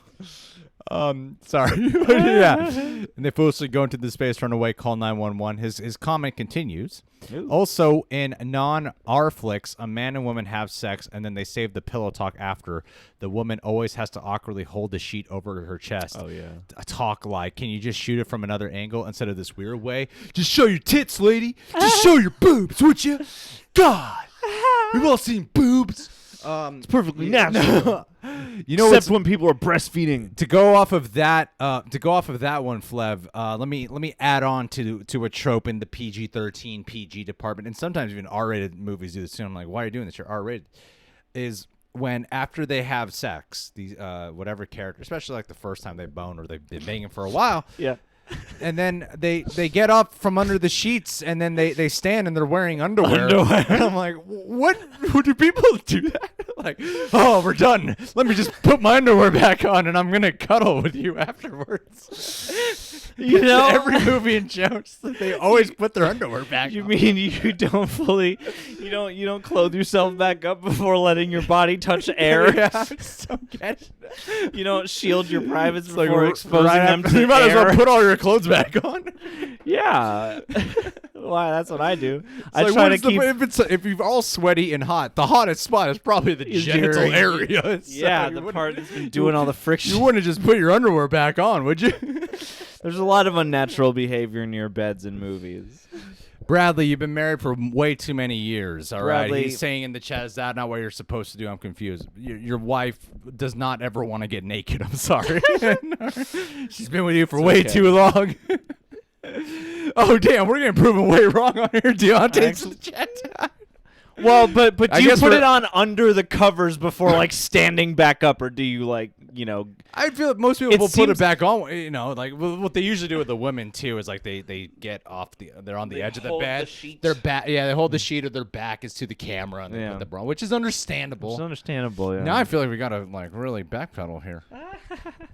I mean, We've been it is- doing post-sex wrong all these years, John. Well, that's the thing is, it is like a wee bit unnatural because it just suggests to me that both of these people don't want each other to see to like they don't want to be naked around each other, Right. which is like a little odd after a sexual encounter. I guess everyone does it. We're the only You one. put your underwear back on under the covers before getting out. Okay, we're weird. We're weird. It's not a big deal. It's not a big deal. I mean, It's do it not what a you big want. Whatever deal. makes you feel sexy. Like I've at the just end never, of the day. I've never heard of that. I Wow, we figured were if way I, off, John. I figured if I was in bed without pantaloons, they would either be on the floor. We're way or- outnumbered. Yeah, we got to backpedal now. I fully am clothed. We're way under the outnumbered sheets. here. In fact, I put on more Bradley. clothes to go to bed. Brad, we're gonna get canceled for this. I wear these clothes to bed, plus like another pair of Damn. sweatpants on top and a parka. Maria, why are you saying no point in listening? Never acknowledge. Well, yeah, I just proved you wrong. I just acknowledged. Yes, have a talk with the missus and ask her about pegging. we need to talk with everyone we've ever participated with to find out. Like, shit. And we should make that the topic of next week's live stream. Man, Calling up everyone. all right, we're very much alone here. I'm a never nude. Well, Harry Bradley, you won this. You won, Bradley. You win. You won this round, Bradley. You won. You clearly have the whole team, and now we're getting canceled for this. Hashtag Greg and John so naked. I'm usually naked. That's the thing. Is I'm usually- like 9 times out of 10. Yeah, it's a bitch having to paint It's clothes only- on top only of you when for the every camera's on reaction. is And when I'm After like, Effects I is gotta tracking your body. Better put some clothes on. Yeah, we can't do that live, so he's actually wearing them now. Eric, let's see here. Eric was here. Eric Horstman, best wishes. Everything clears up in Cali soon. Bad horror trope number 1. I'll be right back. I'll be right back. Jamie I'll Kennedy be scream. Oh, That's true. I was sad That's when true. Scream 2 happened to him. Yeah, man. I mean, I'll be right back is, but they're usually back though, aren't they? Nowadays, they know enough to make it a self-aware thing. So, Yeah. you know, it's meta, but not too meta. 9 times out of 10, they're usually back. Oh, yeah. Why'd you have this in front of our mini fan? Oh, I'm so sorry because it's cold. So you wanted to have block more the cold air. Block No, it's gonna take this coldness like, and it's gonna mingle. why do I not feel a breeze? sweat. John put his can in front of the I'm fan. so sorry. It's John like, put his can in front of let the me fan. just place it right here. Greg, that was a rhyme and it was a good one and you did it. You're a poet and you didn't even know it. I'll let you have that one. I'll let you have that All one. right. I'll buy that for Thank $1. you, Eric. That's a really big tip too. By the way, thank you, buddy. You, darling. I appreciate Seriously, that very You are much. so And yeah, generous. I think filmmakers have become a lot more aware of the "I'll be right back" trope too. Hey, Kirk Plays, welcome to the chat. Hello. We did Cobra Kai. You can find the playlist on our channel there, Magma. Yes, newly revamped thanks to the Gregory. When season 3 comes out, we will cover that for YouTube. Hells yeah. And then deal with Netflix being like, "What the fuck y'all doing?" Why are you putting all these 80s songs in here? I was actually this close before. It was a little bit before COVID. I was contacted. Joining Cobra Kai? They wanted me to join the cast, and I was like, "Yeah, buddy, I earned that." I'm the new Hawk. All those reactions paid off, and now I'm a series regular. I'm Miguel's older brother from Spain. I'll buy that for $1. No, I was. Do you remember this? They invited me to go host a Q&A session like in Q&A. Atlanta Yeah, for Cobra that's Kai, right. and I was like, "Yeah, I got to do this." And I've never been to Atlanta before, but then a little COVID happened, and so I don't know what's happening with that. I was trying to make sure I was trying to get both of us because John covered Cobra Kai season 2 even though I've seen season 2, he covered it for Patreon. So there's yeah. only proof that I saw it. Yeah. Greg will never be able Exactly. to prove it to you. I just read the Wikipedia. I just read the novelizations of each episode. So much more to the canon. Nicka Doug is saying, "Hey Nicka Doug, love that name, Nicka Doug. Pick a lug. Hey guys, it's my birthday in 5 days. Happy early birthday to you 5 days too. from now. And I'm hosting a private screening of Tenet with my friends. What? So I'm excited for that. But a TV show trope that I dislike just happened in the show, The 100, is when the creators kill off a character with no payoff. Be safe. Thank you. I mean, that's just a letdown. Yeah, that's just a bitch. That's a letdown. I mean, happy early birthday. I hope Happy. you have a really good social distance. I mean, how are you holding a private... Wait a minute. I hope no one kills you off right before your birthday. How are you holding a private screening? Yeah, I was like, do you have How'd a you- theater? Do you have a copy? Did you pirate the movie? How'd you get a copy of Tenet to screen? Did you pirate like a film printed copy? That makes no sense. Yeah. How are you doing this, and how can we get in on the action? Yeah, can we attend this private screening? Can we Because I be don't there? want to drive. Can you like? Are you near? Can you lock me in on Zoom or something? Can you Yeah. do some Chris Nolan time space bending shit to get us where Should you you are? be telling people that you're holding a private? Because you can't buy this on video on demand. So how are you doing a private screening of Tenet, dude? His Yam Tyrone is actually here right now. He's just in the other room. Tyrone is always with us. He's always in our hearts. and here and in the bedroom, Yeah. satisfy my woman. 1 million sperm cells. But yes, that is a disappointment. Choice. That is a that disappointment. Was cherry right there. Let's see here. But thank you, Nick and Doug, right? Where'd he go? Nick and Doug. There he is. Nick and Doug, happy early birthday, Nicky buddy. D. Eric Horseman back at it. John, can we punch in on this? We can punch. Can we punch in so people can read it better? Because most people watch from their phones. We can punch like it's no one's lunch. You got this, John. Thanks. You did it, John. Okay. You did it, What John. are we going up to? We got, okay, bad horror trope. Bad horror trope number 3. Why would we not be friends with Tyrone Magnus? Dude, because... I mean, he's We're not broken Akasan. 1 million subscribers. We're not allowed to make eye contact or talk to him until we are too. It was a sad day for us when he hit 1 million. Especially for you. I know how close you guys are. He sends you voice texts every day. Like, I'll hear a voice text of Tyrone like once every 6 months or something like that. Yeah, anytime we text, he never texts me. He always voice messages. He voice texts. Like, what's this, like, trailers? You try not to leave some trailers. He knows well enough not to rob you of those pipes. Yeah. Bad horror trope number 3. Jump scares just for the sake of jump scares. Best use of jump scares, Haunting of Hill House. There are That's some true. good ones. That's true. I think jump scare. You know, there's 2 jump scares I want to shout out though with this. I mean, I think we all can agree that jump scares are very much overused, but they can be a lot of fun. Yeah. There's 2 jump scares I really do want to point out. Hey, everyone, there's 2 jump scares I want to point out. I don't know if I've mentioned this yet. Everyone, 2. It is yes, the one in Haunting of Hill House. That is one of the scariest. If you guys haven't seen Haunting of Hill House season 1, it's such a good jump scare that if you've seen Haunting of Hill House season 1 and you talk to anyone who's seen it, all you got to do is go, that fucking jump scare, right? Scare, though. That one jump scare, That right? one. And everyone's like, That oh one. yeah, Oh, I know what jump scare you're talking about. you're- That's a scary It's jump one of scare. my right top there. 5 jump scares of all time. Yeah, that is a great jump scare. That guy, yeah, I'll never forget. Yeah. And I got to give major kudos to this movie because while the movie wasn't great and wasn't received well, I was revisiting some old trailers for a very specific purpose that one day you guys will find out why, is for The Nun. And not the movie itself, but, oh yeah, the guy shot the movie, but the way the trailer did it. Because if you guys remember the first trailer for The Nun, they said, stay till the end. Stay till the end. And it was all to watch that really cool jump scare. And even though they're telling you, stay till the end, you know it's a jump scare that's going to come. It's fucking effective. Yes. It's a very effective jump scare. Yes, it is. And when I saw Crazy Rich Asians, Those jump scares. those Asians were jumping all over the place, man. No, I'm scared of Asians.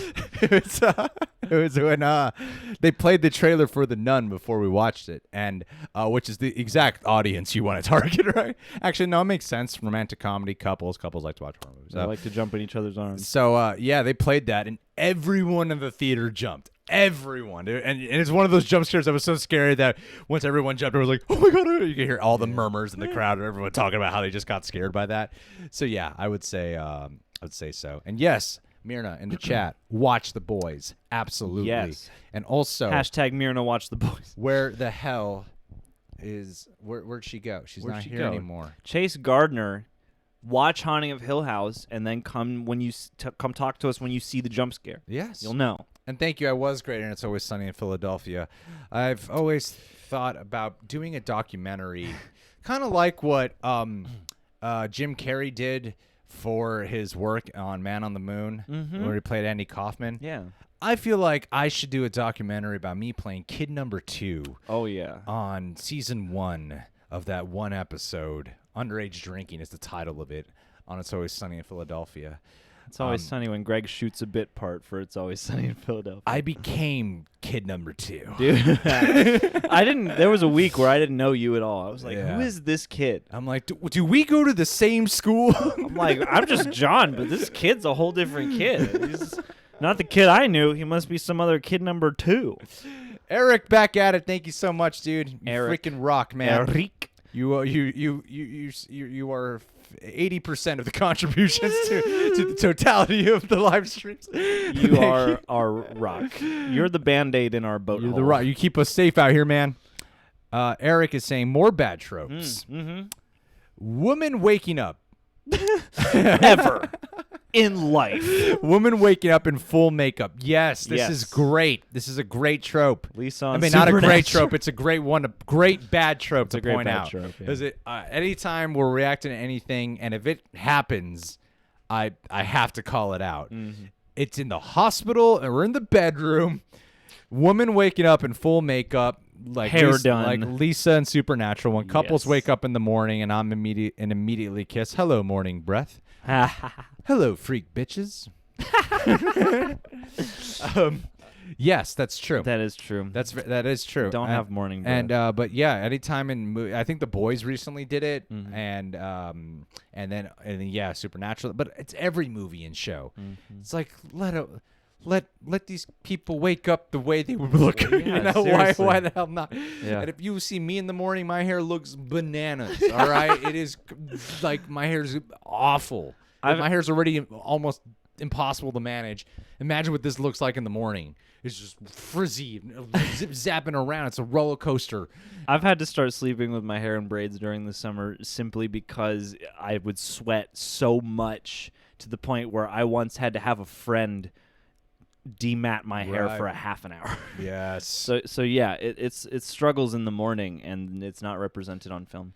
These are real world problems that we are describing to you guys. And I wish other countries could Cared empathize more with about us this stuff, and try yeah. to understand the struggles that we have. You know, While there's fires going on in while there are California, fires going on there's and COVID various protests and around the economic world. collapses everywhere and protests everywhere, they don't get how hard it is to wake up in the morning with our hair.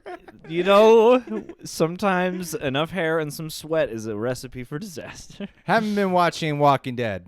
Gotta be honest. Sorry, Hashtag Mark Greg Leach. watched The Walking Dead. Hair is always perfectly curled. TM says. Do you think I curl? No, it's Greg sleeps in hair I rollers. curl it myself. Yeah. I You're like make a sure 50 my hair's like in the actually 50s. perfectly straight. I look like a samurai. Olivia comes home in a tie and like those old time glasses. And you're putting your hair up and making a meatloaf. Robbie Brown. Thank you, Tiny Robbie. Rick. Thank you, Robbie Brown, for your tip, buddy. Hey guys, first time tuning in, but worst trope is the smart guy explaining something and someone saying in English, please. Oh. English, please. If you guys haven't seen the sketch that I came across, because you discovered this sketch. I wrote a sketch forever ago that would honestly still work today. This was Would not get us canceled. most of our sketches that we do. Most of them are like we're getting ready to do a reaction or something, but most of the sketches that we do we're just Greg and John and playing a riff on that, right? And this sketch was like characters, and it was inspired by this trope that I hear in like every fucking CIA hunting down someone movie. It doesn't give away at all what the sketch is really all about. But it started with, I want to know where he sleeps. I want to know where he eats. You know? So it's List of everything to get inside his head. that's where the idea came from. And then I came in the middle of writing that sketch. So I wanted to make sure no one's done this sketch that I had that I wrote up. There's this sketch out there called English Please, and it's smart guy hitman. And every time the tech people are trying to explain something to him, he goes English. He just never gets it. So I don't want to ruin the sketch for you. Just type in English Please sketch. Yes. It's a really, really funny, It's a delight. well shot, hilariously timed sketch. Yeah, English Please. That is a common trope, and I don't think I've ever said that because it just sounds so condescending. Yeah. To be like, Fuck all that learning you did. Can you imagine I'm going to empower myself for not understanding this complexity. Can you imagine someone saying that's like explaining something to you in the deep thought process? You're just like, English, please. Jeez. Egghead wants his bookie wook. Well, no, we shot The Boys, but our editor, he's been very busy lately, and I have to usually Eric Neurochronic, like his turnaround rate is usually the most like incredible timing. But he is now, since he's now the full-time editor for the Movie Trivia Schmodown. So while working with, he's the only editor I currently trust to cut up our for these reactions. But Bradley Bledsoe, I've been talking with you too, buddy. We got to chat soon. But so he has the footage. We shot it yesterday, and so it should be up tomorrow for everyone who's asking about The Boys. English, please. English. I love that one, man. That's a funny one. Well, and it always just brings me right back to that joy of watching that sketch. All right. Before we go back to the super chats and stuff, let's see what's going on in the regular chat. In the regular chat here. Let's see here. Hey, Creo, nice to see you here.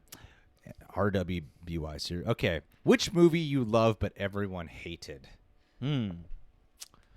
Wild Wild West. Oh, that's a good Love one. Wild Wild West. I think that's a great one. Like Wild Wild I think West. it's funny and clever and inventive, and no one gets it but me. Anissa, how you doing, dear? Chappie. Chappie's a good call. I like that movie. Should you watch The Boys? Yes, Myrna, you should. Hashtag the nun was scary. That's good. John drinking alcohol. This is how real live stream engagements would go.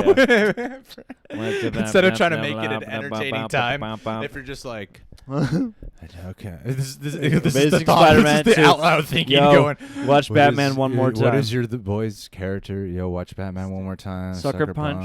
Reacts to new and Junkie also, XL. when someone gets shot, as long as you take out the bullet. This is really what's going on in the head, and you're looking for something to riff on. That's an interesting thing, though. I've noticed this. Like, I don't know if it's a trope, really, but it is like oddly disturbing to me now that, like, yeah, there's so much you can do in action sci-fi movies, like depicting violence, but as long as you just don't show blood or like bullet wounds, like you could just do whatever, and like they can capture it in ways that feel so gritty, personal, and harsh, but it's still like PG-13 because there's no blood. In The Boys. Not The Boys, Mulan. Sorry, Same difference. I often get Mulan Same and The difference. Boys confused. Huey has chi all this time. You just don't know it yet. But in Mulan, I'm well aware it's a Disney movie, right? We all are. I couldn't help but get distracted by, like, everyone's getting sliced and diced, and I'm like, why is there there's not even a hint of blood? There's not a hint of the cost, the stakes, the reason this is so intense. Nobody makes me bleed my own blood. We shared this dope trope in a recent podcast on Patreon. Why don't you start it off, John, and I'll say with the one that I filled in afterwards based off of the one that you said. So, John, take away another dope trope. Hopefully no one has submitted it. Wait a minute. It's the one with the when someone's talking loud. Oh, yeah. I'm trying to help you out. Okay. I'm trying to make it look good. All right. Trying to help you out, It man. drives me Trying to make it insane. look good. I'm trying to It make you drives feel like me a good person on the insane internet right in now, but films and shows. There's a perfect example. You watch like Transformers: The Last Night, I believe. I'm still a little hazy as to which Transformers movie it is. There's these two giant, like, several stories tall robots meeting in the desert with, like, the CIA to cut a deal. And they turn to each other, and they're like, we're going to fucking double-cross these guys. And I'm like, they're right down there, and the characters somehow don't hear them. Yeah. And that's the silliest thing I could, like, and it happens in other ways. But that was, like, the most extreme example of just earshot does not exist in movies, and nobody works at the hospital.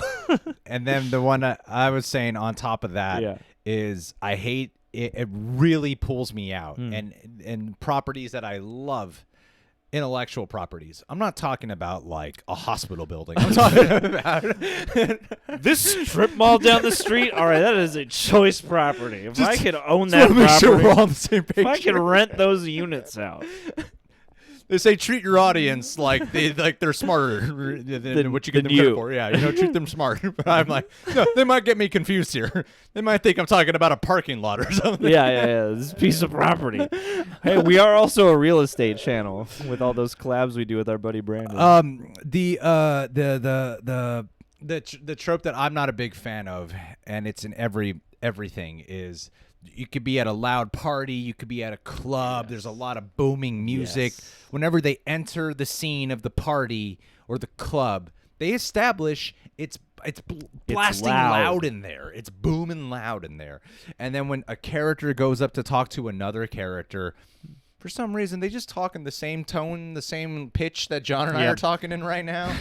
And As if they're in some kind of quiet, secluded area, or if there's like a pocket of silence around the them. music just goes lower for some reason in the club. It's just background noise, it's just music bed. The movie The Matrix does it. That's my favorite movie, and it's when my when, God, when yeah, Trinity the goes rave. to at the rave, and then Trinity goes and whispers into Neo's ear, like, you're looking for the truth. What truth? The Matrix. What truth? Yeah, in real life, I'm like, you'd at least be pushing down here on the ear, Yeah. to try to like Close it. muffle out some of the other Isolate. Yeah. Yeah. But they live in the Matrix, and that's part of Trinity's powers. Oh or some yeah, shit. she can isolate into his eardrum. Oh, and then there was the other one where the kid standing and screaming as whatever, like a hole opens up in the earth, or like Right. a monster walks toward them or something, and they just don't do anything other than stand, scream, and wait for Tom Cruise Yes. or whoever the hero is to swipe him up. I hate eavesdropping characters too. I think always get the Yeah. most. They walk in, like See, that's the TM in thing. the chat is saying, "No one knows my secret." The main character says loudly in the hallway, and in a lot of movies and stuff, it's like the character will walk in just on time to get the info, like to be, to get the be quiet. right piece I of could, info. yeah, the exact dialogue to either make them feel like they're not accepted, Yeah. or to get the information to properly move along the plot. There are so many things that I'm just like, if you guys talked about this for like half a second upon the Right. misunderstanding. Yeah. Also, just really quick, Lee Ass says, worst trope, Rob Zombie's dialogue. I feel personally attacked by that. Ooh. But also, yeah, it's a trope of Rob Zombie movies that Rob Zombie movies have Rob Zombie dialogue. So. Myrna in the chat is saying villains that never die are just ugh. Have you seen the Halloween Kills trailer that everyone asks us to every live stream if we've seen the trailer? Have you seen it yet? Have we seen it yet? Do we do it yet? That's my favorite. I'm just not as big of a fan of that opening, of that being the opening scene. I'm just like the fire trucks and ambulances going. I don't know what it is about it. I don't really want to take the time to articulate my reasoning on it today. But there's something about that just feels like it undercuts the impact of the ending of the last one to me. If that's your very first opening scene in the next movie. It's just a continuation of that scene. Yeah. It's just the same moment, Yeah. but fucking fire trucks and ambulances are here, See, I could be down with it if they had some kind of prologue and then like after the title card we cut to that. Yeah. Or something like that, where it's like this is the main action, but there's some other mood setter to start with. Slashers, man. Here's another Slashers. trope that John and I always point out whenever it happens in movies and shows. Is when there's like an alien invasion, there's city destruction happening, whether it be skybeam or aliens using laser stuff, and then the crowd starts dispersing and they're all running away, panicking, and then there's a child, a singular child Stands and screams. stands or doesn't even scream, just looks, and then hero grabs child. It takes him to the parent, and 9 times out of 10 the parent doesn't even say thank you. He just run off with the kid. Yeah, that's the other part. Yeah, is they just never ever acknowledge like my child would have Right. been dead in it. I wouldn't have been any help to that situation. And Maddie's saying in the chat, I hate it when the parent never believes the kid. Like, listen to them, it's your kid. Yes, give them a chance. One piece of props I will give to the movie Eight-Legged Freaks is they do make a point out of that. And you know what other movie handled that pretty well was the movie that Del Toro produced that not a lot of people saw. Oh, Don't Be Afraid of the Dark? Don't be afraid. The Katie Holmes one. Yeah, with the little I girl. handled that one pretty well. Yeah. Anyway, we got some super chats that we are, of course, behind on, Greg and John style. So let's get to it, John. Let's jump on it. Go away, title. Come back. All right. So next. One day we will be those YouTubers who only go through. All the super right. chats. So we We'll got have efficient live streams. we got Peter Pacheco in the building with the Captain Spaulding avatar. Thank you, Peter. Appreciate the tip, buddy. What's he saying, John? The Wilhelm scream. Ah! in particular every action movie. The other day, the sky reminded me of the parademon scene in BVS. How's the Portuguese coming? Oh, man, so good. I'm not ready just yet, though, because I want it to make you, like, full-on orgasm when I do pull it out. So. He was going to study Portuguese the other day, but he ended up watching David Lynch's Dune I watched David Lynch's because Dune. there's a trailer coming out for the new Dune. He wanted to feel acquainted. Appreciate the homework you put in, John. Paid off in the end. It did a little bit. The Wilhelm scream. I don't know why that is a go-to scream. You know what? There's a laugh track in sitcoms, and I'm very curious to know if anyone in this stream has ever heard this laugh. And I've heard it in every sitcom that features a studio audience. Like other than SNL, because that's a live audience, but in Friends, How I Met Your Mother, or whatever sitcom I've ever seen, I hear this laugh at least once. And they do on sitcoms, they do actually sometimes enhance the laugh track. Some shows don't even have a laugh track, but they throw it in there. They throw the laugh track in there, and even on Friends they've done it. I've seen behind the scenes, which I think is a terrible thing to reveal in your behind the scenes. Is sometimes you add a little bit of laughter, but it's a terrible thing to show your audience. Yeah. Although props for the honesty. There's this one laugh. And it's the same laugh. I've heard it in all these shows, and I'm like, okay, that's a fake laugh. That's one of the add-on tracks that goes. It's like really in the it's the come down after all the laughs are going down, and you just hear one last echoing laugh that goes. It's old specific laugh. Didn't think that joke was funny. Yes. You know what? I wouldn't be surprised if they had, because I've never thought much about it, but they have to have just libraries of different kinds of laughs that they marry. Yeah, they do. Special. Oh my goodness. Yeah. And how much time that must take. It's true. Yeah, buddy. they do. Chase Gart, thank you, Peter Pacheco, and thank you, Chase, for the tip, buddy. Oh, it's chasing our heart in the gardens. Ooh, and if you don't know the you have heard it, Brad. Oh, you guys have heard it? Hell yeah. Yeah, go look it up if you don't know it, because you know it.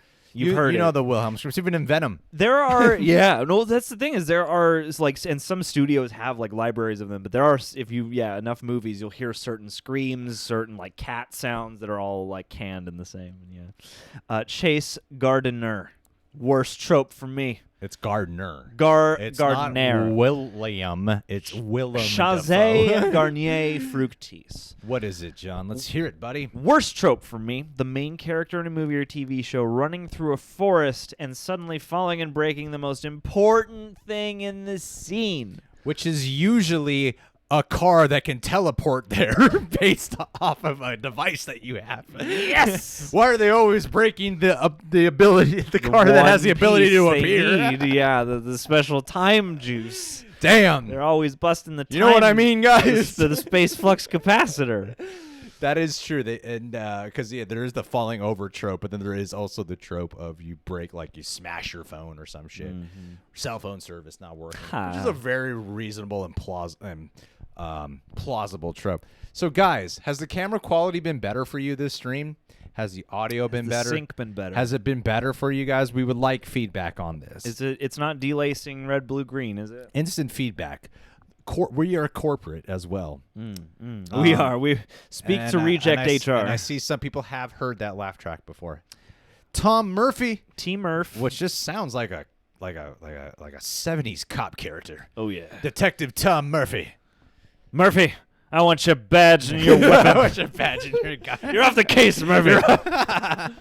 You're too invested in this. Go home. You're too close to the case. See your wife, Which Carolyn. would make you very emotionally invested and make you probably do a better job at cracking this case, but you're too close. Yeah. Too close, Tom Murphy. You're costing me money. He says, I used to like The Simpsons, but when will the curtains close on the show? All right. I'm sorry you don't like that trope. I'm sorry you don't like the that trope show, of man. The Simpsons continuing in real life. I'm sick of this trope of The Simpsons continuing. I don't know. I kind of like that The Simpsons is the never-ending show. Yeah, I always hope that it's the kind of thing where, just like it'll periodically get good, and then it'll get kind of meh, and then maybe it'll get good again. I don't know. Varun Kumar. Hey. It's me again requesting to bring back. Thank you, Varun. Appreciate it. It's me again requesting to bring back Cat Alvarado. I'll have you know that I had a text message exchange earlier with Kat Alvarado today, and it looks like next week you'll probably get your wish fulfilled because she's been staying home with mommy and daddy this whole time. Oh, so I dang. know she's safe. She is COVID-free. Yeah, man. So, yeah, you're getting your wish. Boom. That's the best kind of super chat answer you could get today. Lower your standards. The living tombstone. TLT. John's best friend of all time. How you going? Read his trope. What's his dope trope? In my opinion, worst trope in a lot of movies are terrible transitions to Act 3, like a forced reveal where the protagonist has to be like, but I can explain, and then all the stuff comes out, and it's the transition out of the all is lost and all that stuff. Yeah, Act 3 is the hard one, man. It's the hardest one to crack. Okay, well, let me read this again. Worst trope in a lot of movies are terrible transitions to Act 3, like a forced reveal where the protagonist has to be like, but I can explain. I'm a little bit confused on this one. Can you explain it, John? Do you get it? Well, I mean, I guess it's like that. Is it when, the character has basically, like, made such a mess for themselves out of so many, like, various deceits and hijinks that, all is lost at this moment, and now we're going to break into Act 3 as they're going to try and bring everybody back together or something? No, am I reaching? Not sure. I'm not sure. I honestly don't fully understand what this trope is. Well, we should make a movie and use it. But like to get you to act, I don't know. Yeah, I don't understand it. Text him. Don't you have this person? Don't you know this person? Yes, I do. I'm gonna find out. Get them on the line. To the bottom of this. Get them on the line. I'm gonna get to the bottom of this trope. There are a lot of bad. The real rejects manager, Anissa and Bradley and Rosie Beatty are the real rejects managers. Oh goodness, Parrot Cluck. Parrot Cluck. Trope I hate. Erica Tuesday saying, explain nuance you up. And yes, John got it. Okay, so John got it. All right. Yeah. That's why he's your best friend, and I don't know him. Especially in those movies that, like, I found it funny, and you, be like being a Spill fan back in the day. I know they used to get like really like upset over characters like Jason Biggs would play or Jason Bateman would play, who are like those guys who are trying to be nice or whatever, and who are constantly like being pushovers and like creating these crazy comedic stakes. And but I can explain. So Living Tombstone has a verified check mark. I know. Oh yeah. Living Tombstone has a whole like YouTube like 3 million history. Followers. Do they have more followers than us? They're gonna steal the spotlight from our live stream. That's why I hate whenever Jabby Koei jumps in here. Well, I mean, leave the stream, Jabby. You're taking all my attention. I don't know if Jabby has as much as. I mean, when I do that to other YouTubers, it's not a big deal. No. But when other YouTubers do that to us, like Living Tombstone. Mm-hmm. I'm just trying to steal your friend now, John. Is this tactic Where working? do you get off having a following? Was my tactic being actually differently? So Parrot Cluck. Parrot Cluck. Thank you, Parrot Cluck. What a fucking cool name. Trope. I hate if there's a boy and a girl, no matter the age, they fall in love. Yeah, I'm sick of watching these like adult women fall in love with little boys in movies, man. Every fucking movie, it just keeps happening, man. This horrible Hollywood male fantasy of just like little boys need to have grown adult women in their lives. I'm kidding. Oh golly, I love that particular trope. Golly. But the trope that you're talking about, I get what you're saying, and yeah, it's usually for the female character too. It's like they'll make we don't need to assign a love interest in all movies. Yeah, we don't need a love interest every single time. And maybe once in a while it would be nice if, like, even though we're trying to pretend like Tom Cruise isn't in his 50s, that like his love interest is not also like 19. Right. Yeah. It'd be cool sometimes to see that. He does keep getting the really hot young girls, but then again, I feel like women still like Tom Cruise. He's the kind of guy women. Why are you always on about women, Stan? Women. I want to be one. But thank you, Parrot Cluck. The love interest trope, we don't always need it. We don't need love. Ba-ba-da-da-da. I'm sick of seeing movies and shows where people are like step brothers or stepsisters, and that's just okay for them to hook up now because they're only step siblings. And they rarely go out of their way to be like, it's kind of fucked up, huh? Yes. They never go out of their way to just maybe explain a little bit of, well, we're not blood related, so maybe it's okay. Like, have a conversation about it. I'm just supposed to assume it's okay. I have a romantic comedy concept in mind where it doesn't start where they're step, but it starts. They're biological. It's an incest love story. It's the first time you're gonna fall in love with this man. Underrepresented, okay? That gets into some kind of territory like that. But I won't get too deep into it in case someone wants to steal this $100,000 idea. Anissa's got another trope in movies, which is when police and military. Why is Bradley leaving? Brad, what are you doing? You made the banner. You can't Bradley, leave. is it your wife? She is ruining your friendship with us. Ever since you got this wife before we met you. She's just been trying to take you away from us, I Bradley. feel like your attention's really been split. Bradley. And I can't tell where your allegiances lie.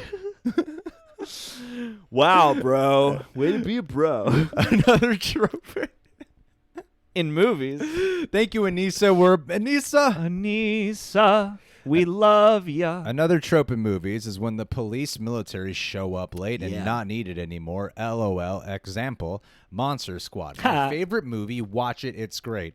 Or an ending I fucking hate, which I'm under the impression you're on board for. I like it, but I See, he already knows what I'm talking I about. don't- He already knows. Yeah, I do. I'm a fan, although I do accept some criticism of it. Yes.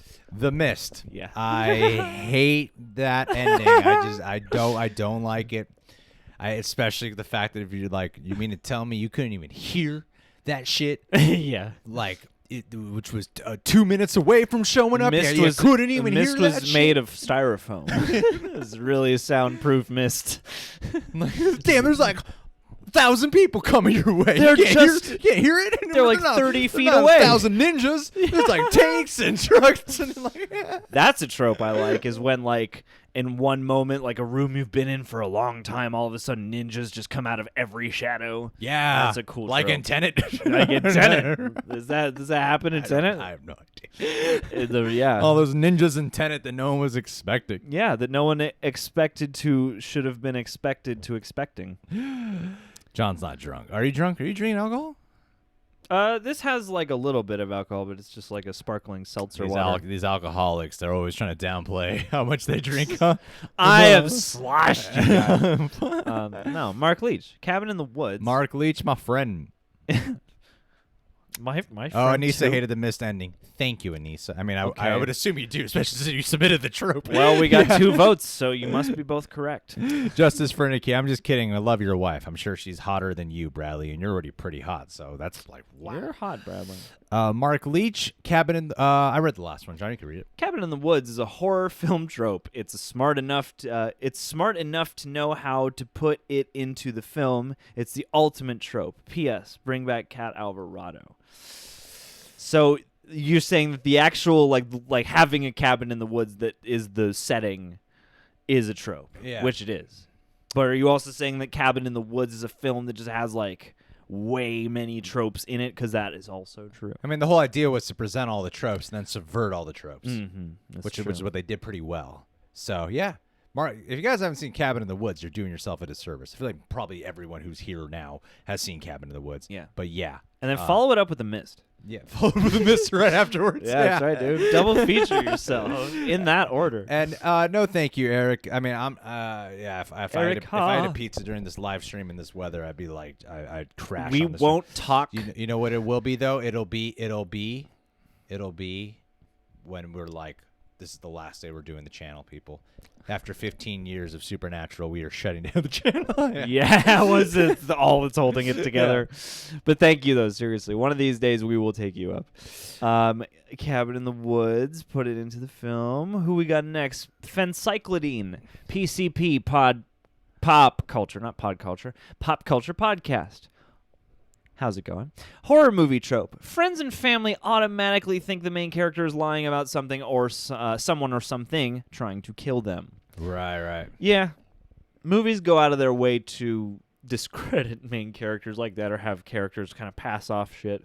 I feel like Halloween 2018 tried to work with that in a way that didn't fully come together, but Wait a minute. Okay, Pop Culture Podcast, first of all, thank you. He has a great podcast, Which I was on, Yeah. and he wants you to come on. Yes, we're going to sort that out. Horror movie trope, friends and family automatically think the main character is lying about someone or something or trying to kill them. Or trying to, like, over-rationalize. Well, if the cops believe them, Huh. or the dad, Don't or move. the husband, Yeah. then the movie's journey would be over right away, you know? No, I mean, I think every horror movie should just be they go to the cop believes them, the cop comes in, gets killed. Oh, shit, See, well, now I got to go to the next person. Deontay's pointing it out, and yeah, Invisible Man did do it. It's all but depending on how it's handled, and like to me that is really an execution thing. Because that movie is about gaslighting. Because sometimes it can be like, just give your kid a chance. You think your kid's just crazy? Yeah. Listen to your kid. Maybe the kid's onto something. Yeah, you know? yeah. But then, or like your wife or whatever. But in the Invisible Man, the Especially. way how they dealt with the part of them not believing her, toyed with. I mean, we know it's real that he's really invisible, but how that dealt so much with, is this all in her head? Is she crazy? Is she just losing her mind? How it became an allegory for abuse and feeling haunted by past traumas. That they worked with what could have just been a trope and really made it a big part of its DNA. Yeah. And I think when you do that, it's really effective. # Greg Deep. Huh? Well, that's literally like what makes one of those twists, like it was in his head the whole time, or he was Exactly. the killer. It's like that can be a trope when you Yes. just throw it in out of nowhere, or you can, I'm not going to name movies, but you know, the ones that earn it really make that part of the story. You walk around in that psychosis. Yeah. Also, I see one in the main chat that just says, from Black Chocolate, says, aliens seem to only invade the U.S., and especially New York. Aliens hate New York City. Whoa. There's usually a shot of a village in China. A village in So China. that Yeah, way yeah, they yeah, could put that movie in China. and the Capitol Records building. They also hate the Capitol Records building, and That so is does true. weather. It is always the U.S. Yeah. And that's why I love the Maybe subversion London. on Arrival that they just wanted to communicate, because I'm like, why are the aliens always coming here just being like, fuck you guys? What are these ugly buildings? Kill them. Ugh. What's going on? Sometimes you guys say things in the chat when you're going back Greg and is forth balls that deep. get me like concerned that there's an argument happening. Eric and Anissa are hurt. No. um, I hope it's not because of Greg being balls deep. Chase Gardner. Chase Gardner back at it again. Superhero trope in the Flash TV show. The Flash needs to fight a speedster. The Flash saying, I am not the fastest man alive, but I love the Flash show. Yep. If I was still watching the Flash, I would really connect with you on this. I stopped around midpoint of season 5. I was like, I'm not into this show anymore, but I hear it's good still. But then again, people love they were loving those seasons that I wasn't loving, so that's why I haven't been keeping up with it, because I'm like, I just don't feel the love for the show. But yeah, after watching 5.5 seasons, though, I will say that is a 100% accurate trope. Just like how Attack on Titan, Eren, the main character, is always getting kidnapped. Dude, what's up with that? What's up with the kidnapping, yo? What? Oh, jeez. You know what trope I'm sick of? Movies that are about hostages, about a hostage situation, and there are people being held hostage. Yeah. Yeah. And then they're like Why negotiating they- with the hostages. Yeah, you know I'm sick of Like, in oh, movie I'll tropes? trade one Is hostage hostage movies for or the this. negotiator You bring shows me a up. chopper and some money. I'll give you 3 hostages. What else would you do then? it's a MacGuffin. Hey, Anissa, Eric, everyone at Discord, and who's listening to this right now. You are beautiful, no matter What they say. words might bring you Bring you down from down. time to time, but you know, get a Just better self-image of yourself. meditate You a know, little bit. You can go to therapy. Just observe your thoughts. MDS Omega. You. You know, every time I see MDS Omega, I constantly think of DMT, but that's not what it is. I think of Metal Deer Solid. I hate the trope of trying to. I think of Metal Deer Salt. No deer Heard that for a little month. late. I hate the. No, I read the last one. You go, John. Sorry. I hate the trope of trying to survive in a zombie show or movie. Just don't. Give up immediately.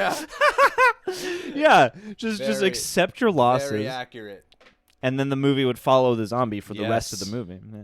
There are some zombie tropes I just don't get, Like what? like how they. How it's a superpower. You know what zombie trope I don't like? Ooh. What I don't like is, especially with zombies in particular, I know this is common with all monster movies. It's like if they're, moving shit out of the way, then a zombie appears and bites them or something like that. If the zombie appears, when the zombie appears, it's just like, right away, and they get them, right? Yeah. And in my mind, when I'm watching it, I'm going, was that zombie making fucking noise before you fucking did anything? And weren't you making noise too? Before you moved it out of the way, wouldn't the zombie have been making noise at that point? Yeah. Before you got that close to move that curtain, Or you think it would be distracted by you moving around or something. Right. Yeah. Zombies, man. But yes. They like dramatic pauses. That's the one thing they have brain function left for. Let's see here.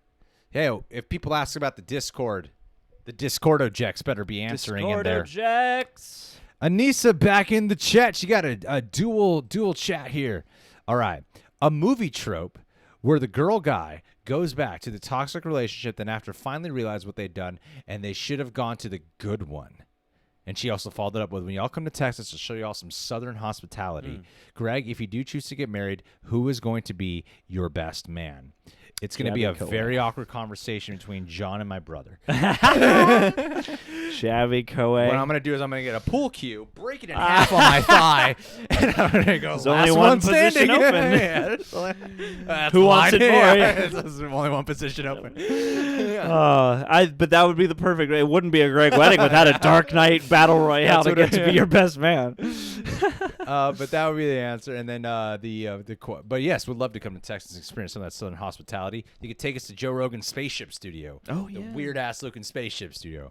That's one of the rare cases at a set change. Because most of the time, I'm like, guys, chill out. All right, we're still getting the content. I don't know if you guys watch the Joe Rogan show, but we're still getting the content. It's still a podcast. It's mainly a podcast. I rarely watch it. Watch the entire I'm usually show. listening. But then when I saw the new set on Joe Rogan, I was like, this shit looks fucking weird. Have you seen it? No. There's like spaceship. He moved to Texas, and he has like this spaceship looking set. And I saw it, and I really do. I know not everyone likes Joe Rogan. I do like his podcast, generally speaking.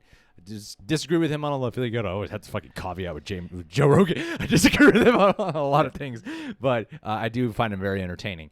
But he does have a new set that is just bizarre. It's very bizarre. Yeah. You should check it out sometime. It's not a green screen. It's a practical set, but it looks like a green screen the way they did it. Yeah, I think Southern sometimes hospitality. Let's do it. But in all seriousness, sometimes this trope though can be a thing that happens in a lot. I see it all the time in real life. I see it all the time I know someone right now who's dealing with it. Bella never goes to Jacob. She just doesn't. People often are drawn to the toxic. What I don't like about this trope of where the guy girl goes back to the toxic relationship when they should have gone to the good one, or they realize it late in the movie or whatever, is that usually what gets them to go to realize they have to go to the good relationship is not a character growth arc that I truly feel is earned. A lot of the time, I think at least in real life, it's usually takes a lot of letting go of like past things and finding your self-worth and self-confidence. And then you're like, now I deserve someone who's good for me. And then you attract that person, right? Or you realize, oh, there's something good for me right here the whole time. Whereas in movies and stuff, it's usually like, I don't know, the fucking guy, they do something so horrible, like, oh, I should have been with the good one, There's some kind of, there's usually like a switch flip epiphany where they, realize a thing and then go back to that person. And so, it doesn't feel like a full-on character thing so much as like, we needed a plot point to get them back together. Exactly. Yeah. Guys, we're going to wrap this stream up in about, what time is it? In about 15 minutes. 75 minutes. 15 to 20 minutes, we're going to be wrapping the stream up just to give you guys a heads up. Yeah. Sarah Campbell back in the chat. Ooh. When people leave their houses and don't lock their doors, like all the Canadians. Everyone in Canada. She's not talking about a movie trope. She's talking about a Canada trope. If they had a slasher movie in Canada, besides My Bloody Valentine, you could have every Canadian killed before the movie's over because just no one's locking those doors. Oh, yeah, that's true. People just leave their doors hanging open all night in Canada. Or even in the show Friends, they have their Some door people don't unlocked the have whole doors. time. That's a good one though. Our next boys reaction of some XX Master Thief X in the chat's asking will be up tomorrow. Should be. I'll hit up our editor. But yeah, thank you, Sarah. Yeah, Hillary B. I think it's 2 super chats you contributed. Thank you. Muchas Pay gracias. attention to that shit. Muchas gracias. Hillary B, what's up, Hillary? Pickle Rick. Every time I yell like that now, that's all I hear in my own head. Pickle Rick. Pickle Hillary. Love you guys. Hope everything is going better for y'all. Well, thank you, Hillary. Thank you, Hillary. I would say things have been going pretty good, I'm enjoying the stream. We've been pretty on topic for majority of the stream. It's been a smooth stream. It's and been a good stream. And what's crazy about this stream that I feel makes this topic unique is that not only have you guys been consistently contributing tropes that we hadn't even considered or thought of or to put on our own personal list, but we've even been coming up with more as we've been going too off the dome. So this has been a really consistent live stream, so I appreciate this. Hey, you want to know another trope? Yeah. I'm feeling nice. Okay. Actually, though, Get to the trope, John. I'd tell you what the trope is, but it's a little above your pay grade. I'll buy that for $1. Tropes. Back and forth tropes. Mm. I'm sick of banter. sick of rapport. Unedited banter in movies. Judd, where you at? Myrna, I've been reading some of your comments in the stream, and she gave us I thought that was a dog paw. I really thought that was a dog paw, but Bloody dog paw. I was about to go through this whole thing in my head of what's a dog paw, but then those are hearts. Thank you. Thank you, Myrna. That means a lot. Thank you so much. She is from Australia. Australia. If you join our Patreon, that's the easiest way to get to the Discord. Thank you, Myrna. It's a lovely name, by the way. Yeah. Anissa saying, a dream of mine is to watch a horror movie with y'all, especially John. Aww. Oh, you would love it. You could do all those famous reaction faces and I noises can go, that I got crap for. And I can go, and I can breathe loud. That's my favorite John trope. Breathing? I never say that about you when we're reacting, though. You know why? Because we have hear headphones and me. I can't hear his breathing. Yes. Now, So I breathe to my heart's content. Well, you get really focused. You get really focused in the movies and you breathe really loud. forget That's about why your social distancing, going to the theaters with you experiences are going to be great. Hey, man, what did you think of that scene? Breathe as loud as you want, John. I can't hear shit over here. Oh, yeah. Audalia, that's right. Audalian dollars. Anissa. That's right. Let's see. Should we go back to the chat for a hot second? Yeah, here? man. For a hot secundo? Of course. While we do Can I navigate while you read some of the latest ones here? Oh, because we do got to wrap up in a Heckles, little yes. bit, but I want to make sure we get to all the tips that we've gotten.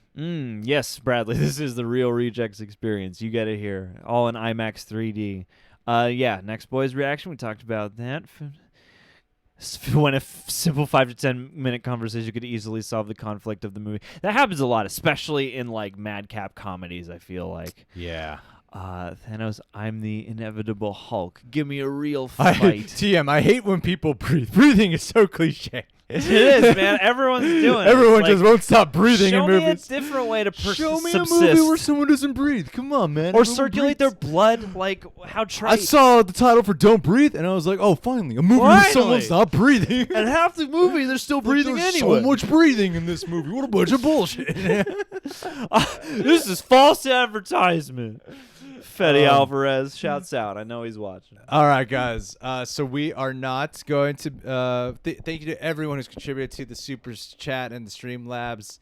It meant a lot, but we want to finish up the last of them right now, and we got quite a few left. So we've got some ground to cover. So yeah, we got some ground to cover to keep up with. Oh right. But don't worry, we'll also still read the comments in between and all that. So we got vampires be like, huh? All right. Where we at? It's a tongue punch fart box. Tongue punch. Deontay. Whoa. Okay, this one getting shot. Hey, Omar. Getting shot. Yeah, tongue punch fart box is the one we need to catch. Getting shot or stabbed.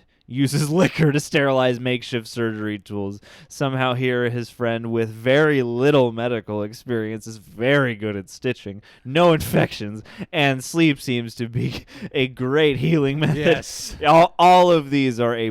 Yes. That was great. That was great what you pointed out. I will say, I know a lot of people didn't like this movie, but I thought Project Power actually had, like, Jamie Foxx is injured and then he's getting stitched up by, what's that actress's name? The one who we Dominique Fishback. Dominique Fishback, yeah.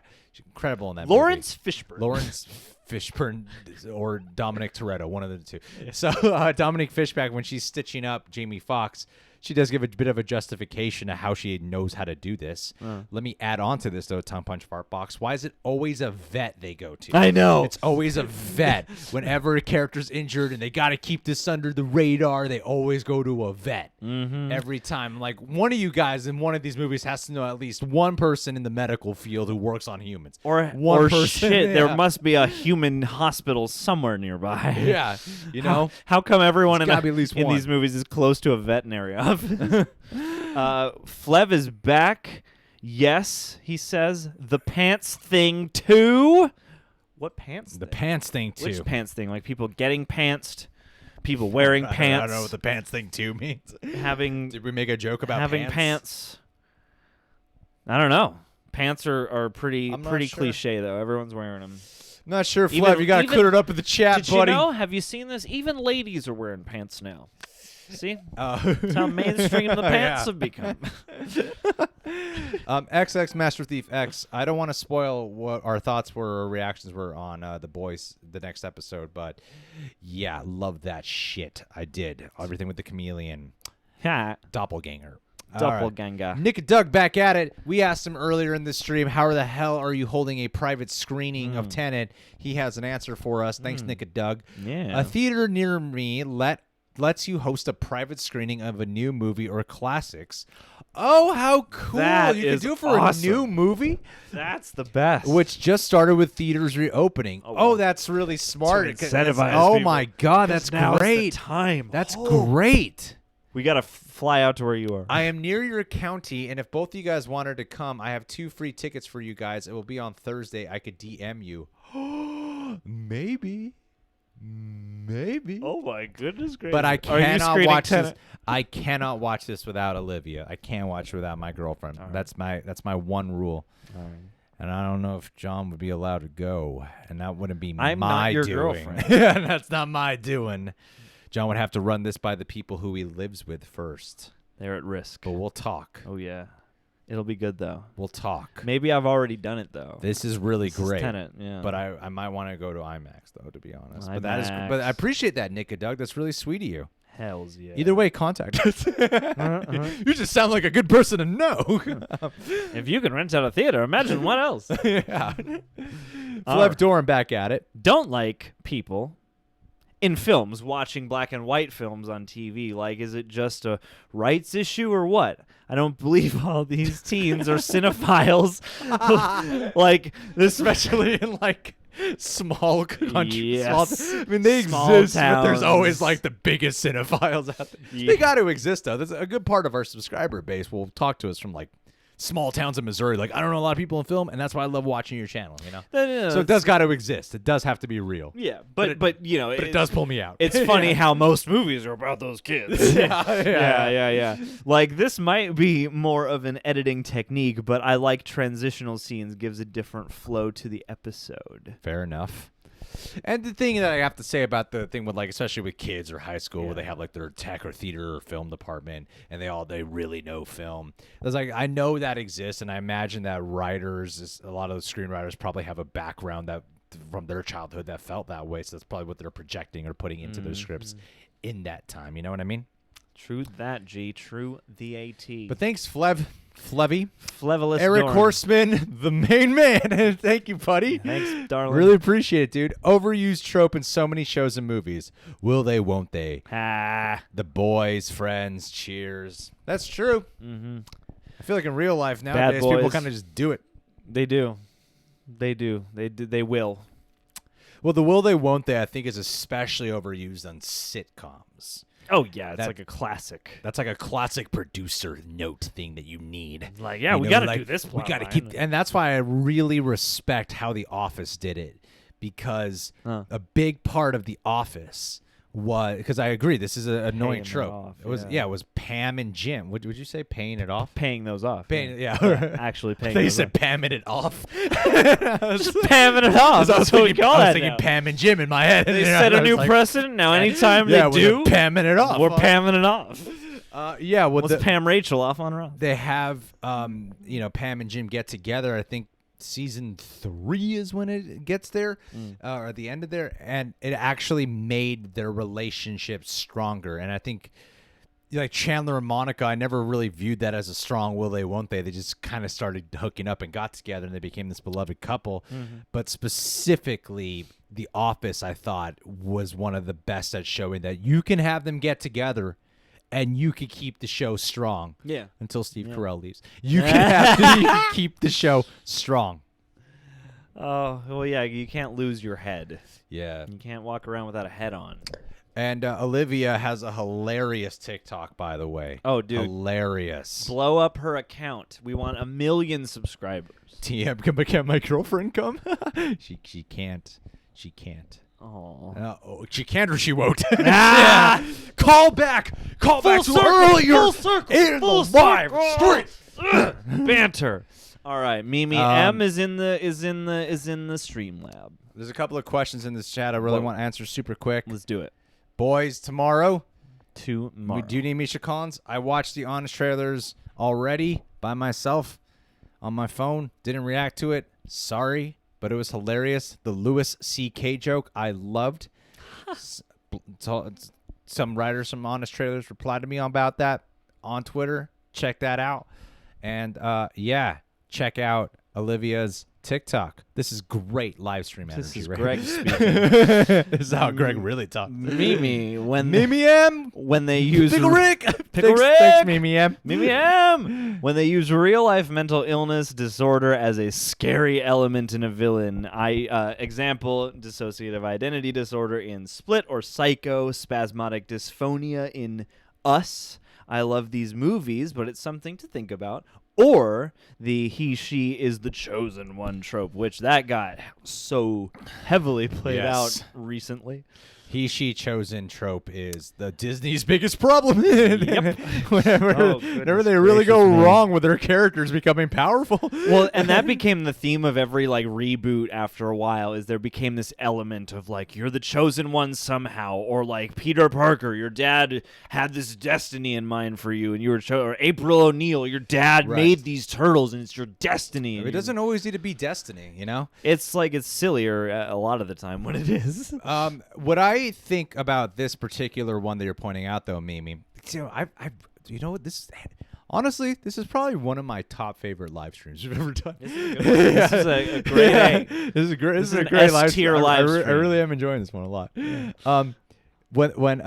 Good night, Chelsea. Thanks for being here, bud. With the mental illness disorder, I think there's proper ways to infuse that, you know. And sometimes it's not mental illness. Sometimes it can be something kind of like Babadook, where it's about grief. But Hereditary, I think, knows how to use that really well. To really play, like I said, it's all about if you know how to craft it into the DNA of your story. Sometimes, especially with mental illness, like when they go to a hospital where people are mentally ill, like in the Halloween remake or the soft reboot one, that one, they're used as creep. Yeah, it's they're always creepy, crazy, psychotic people, and that's not accurate. That's not true. Yeah, and I think that's when you can easily. So I do really agree with you that a lot of time it's treated very insensitively. However, I think if your story can be about that with the main character done properly in a realistic way to infuse it, and it can be more effective when it's not that. I don't want to ruin certain movies, but in Split, it is he has DID. He's got split personality, and then one of those split personalities turned into a superpower. Yeah, exactly. That's we're stretching now. Yeah, and it's I think it is worth thinking about just what are the repercussions. Oh, goodbye. What are the repercussions of using something that does affect real people's lives? And people love to balk at sensitivity, but I don't know, movies are for everyone. So you got to think about these things. And I think another thing to add on to the trope you pitched is also when those movies where things like autism or Asperger's become like a superpower. I fucking hate that. That flip side, fucking hate that. Like the Predator or like an Equalizer type of thing, where it's like, yeah, it just makes them this brilliant assassin or something like that. Well, first off, Olivia, her job, she works directly with autistic children. It's her main job. And they're all just like taking out high quality targets all work for the government. CIA. No, it's something that, especially for her, is very upsetting of how this has become like such a trope associated with people with autism. And that is something that especially, it's not really a horror movie trope. It's more like action or sci-fi movies and thrillers, you know? That is because it's used annoying. for like a weird sense of empowerment rather than being like a geek show. True that, son. Yeah. But thank you, Mimi. Appreciate that. It's a good one. Flev is back in the house. Back at it, man. If it wasn't clear, what I mean by transition all scenes are those 2-3 second panoramic shots of city place between scenes. Like last trope, I hate. Oh, I get what you're saying about the shots. Yeah, don't worry, I got that. I hate creepy dolls. Fuck them. Saw Chucky's Bride at age 1. 10. Age 1 age or 1. 0. 0 scarred me for life. No. Creepy dolls. I think. I mean, there's a way to make it work. I think that transitional shots and establishing shots are often very stock, but sometimes people do them in ways that are invigorating. I mean, creepy dolls. You love them or you hate them. I love Tanner Olson's comment in the chat. Every time someone dies and when they cry. Every time someone dies and then they cry. Like, Jesus. People grieving. What's that about? What bothers me more is when someone like, this is an early part of Supernatural season 6. They introduce these characters that are supposed to be like family. Mm-hmm. And I've been loving this latest season. And someone, Myrna in the chat asked earlier about if we're going to be doing more of those convention events. In October, we will continue that. But in Supernatural, at the beginning of season 6, they have these like family characters. They'll just get killed off. They don't even like have a mention about them. Like, look, these guys are your family. And you guys don't seem bothered. Oh, just another dead guy on the team like to you know? Fodder characters add to the body count. When John talks about film, it's great. Oh, I like a film. I saw a film last night. Nancy. My sweet Nan. Thank you, Nancy. Last favorite. John, you read this one. Least favorite trope is third act breakups based on misunderstandings that could be fixed with 2 minutes worth of conversation. If the characters are that inept at relationshiping after a whole movie, they're better off single or with other people. 1,000%. Yeah. You really couldn't have said that any better. Yeah, there's so many. That's why we brought up the whole thing with someone eavesdropping and then making a decision to run the fuck away from the group or town. I've got this one isolated piece of info I need. Yeah. And I'm not going to even investigate it. That's absolutely true. That's good call, Nancy. I really appreciate that one. That seems like a fundamental scripting thing. Is like having characters communicate the way people do. That's a tricky thing. All right, Nancy, you're the last one on our stream today. Thank you very much. Closing the lab out. Let's see what we got. Let's load this one last time for the super chats, and we'll do a quick round on everything on the regular chat. One last load. Yeah, man. Nancy. Nancy says, I have bipolar 2 disorder and can brush it off now, but seeing it used as the motivation for thriller horror bad guys was alienating as a kid. See, like that, especially in the 90s. The 90s movies. Oh, the bipolar just. They would often generalize it too, like. Bipolar and split personality are not the same thing. You know? At all. At all. Like, and what we know to be split personality is many things. Yeah. You know? Like, it's only recently, that people have started doing more homework.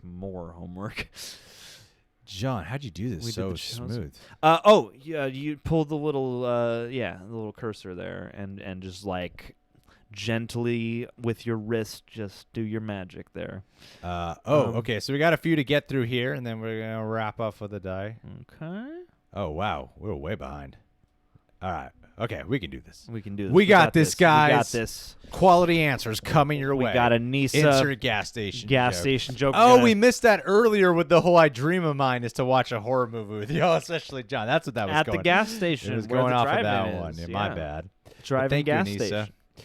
MDS Omega. Mm-hmm. Thank you, MDS. Appreciate that. Having someone yell, "Watch out!" as a speeding vehicle approaches a character and someone produces the speed to grab them just in time. Oh, yeah. Especially if they're like walking out to the highway or they're kind of tranced in some thought. Grab my daughter.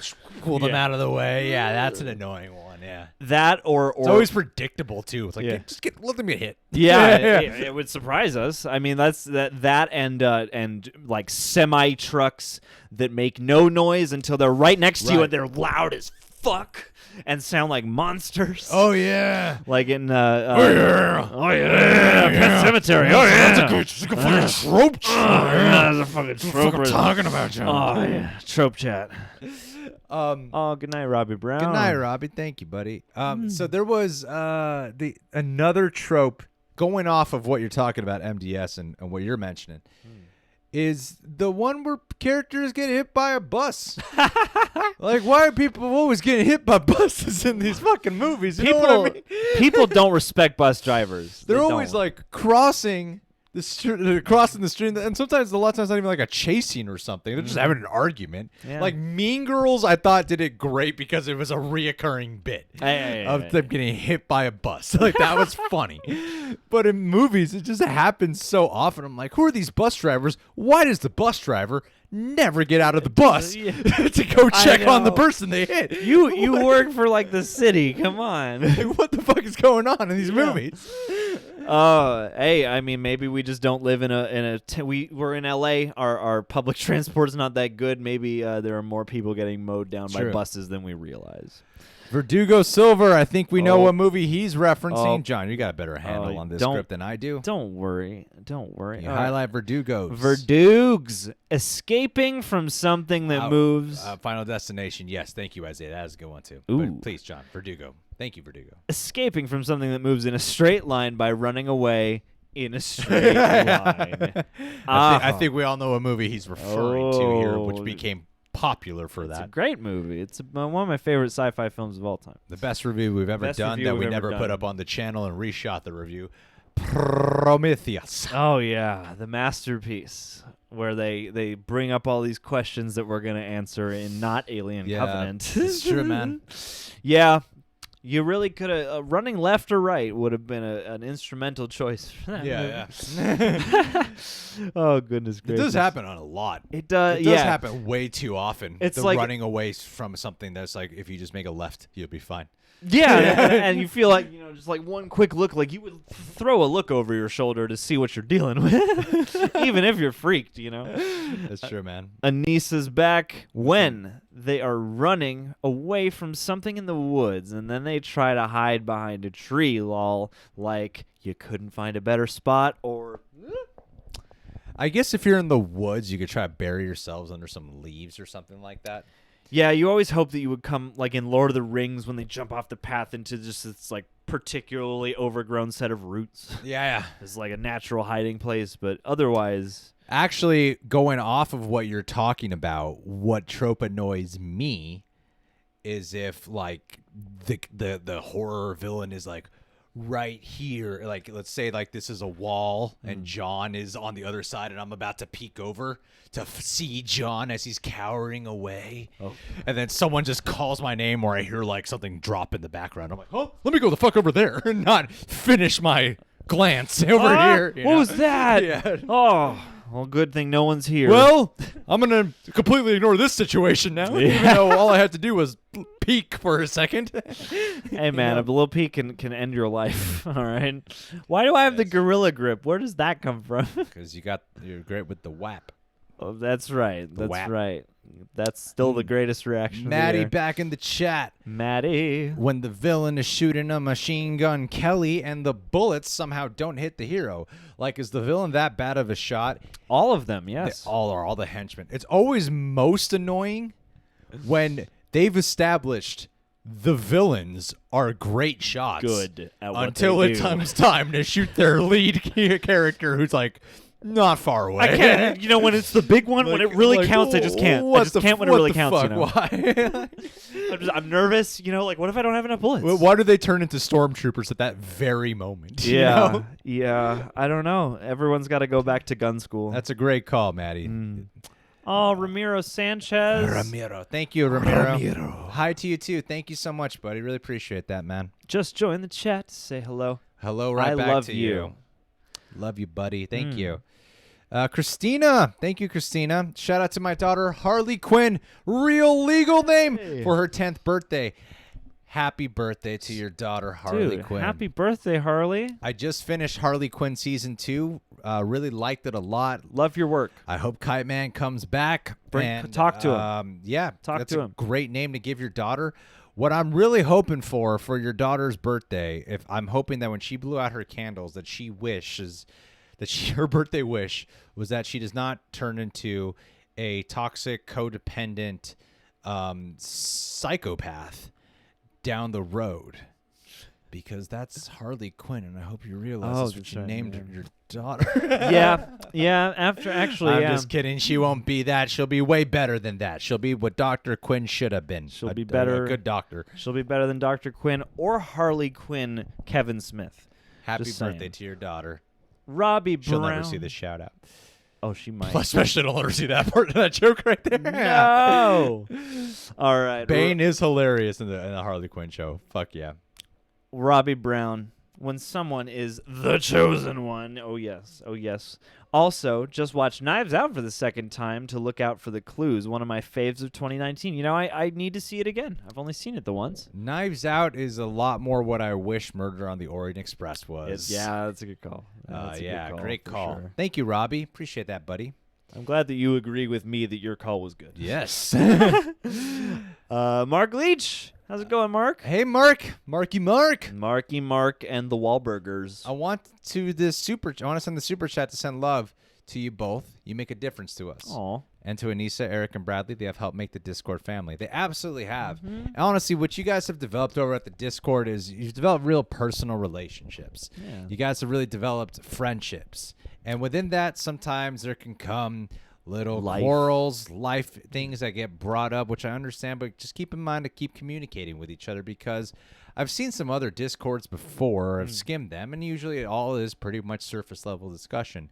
And you guys have managed to find a way to become a very personal community over there, and I really treasure it. So I love the hell out of you guys. Thank you, Mark Leach, for saying that, because of how close you guys are. Just know that sometimes it might require a little bit of extra communication with y'all. Yeah. But that's a big part of what makes it special, Hell which yeah. a lot of Discords don't have. So thank you guys. So, and that's your guys' doing. Yes. You guys are fucking, it's all you. It's all you. So thank you, Mark, for mentioning that. Big shouts to Rosie Beatty as well, because Especially Rosie. so much of that administrative stuff is Rosie. Good night, Maddie. Thanks for being here for so long.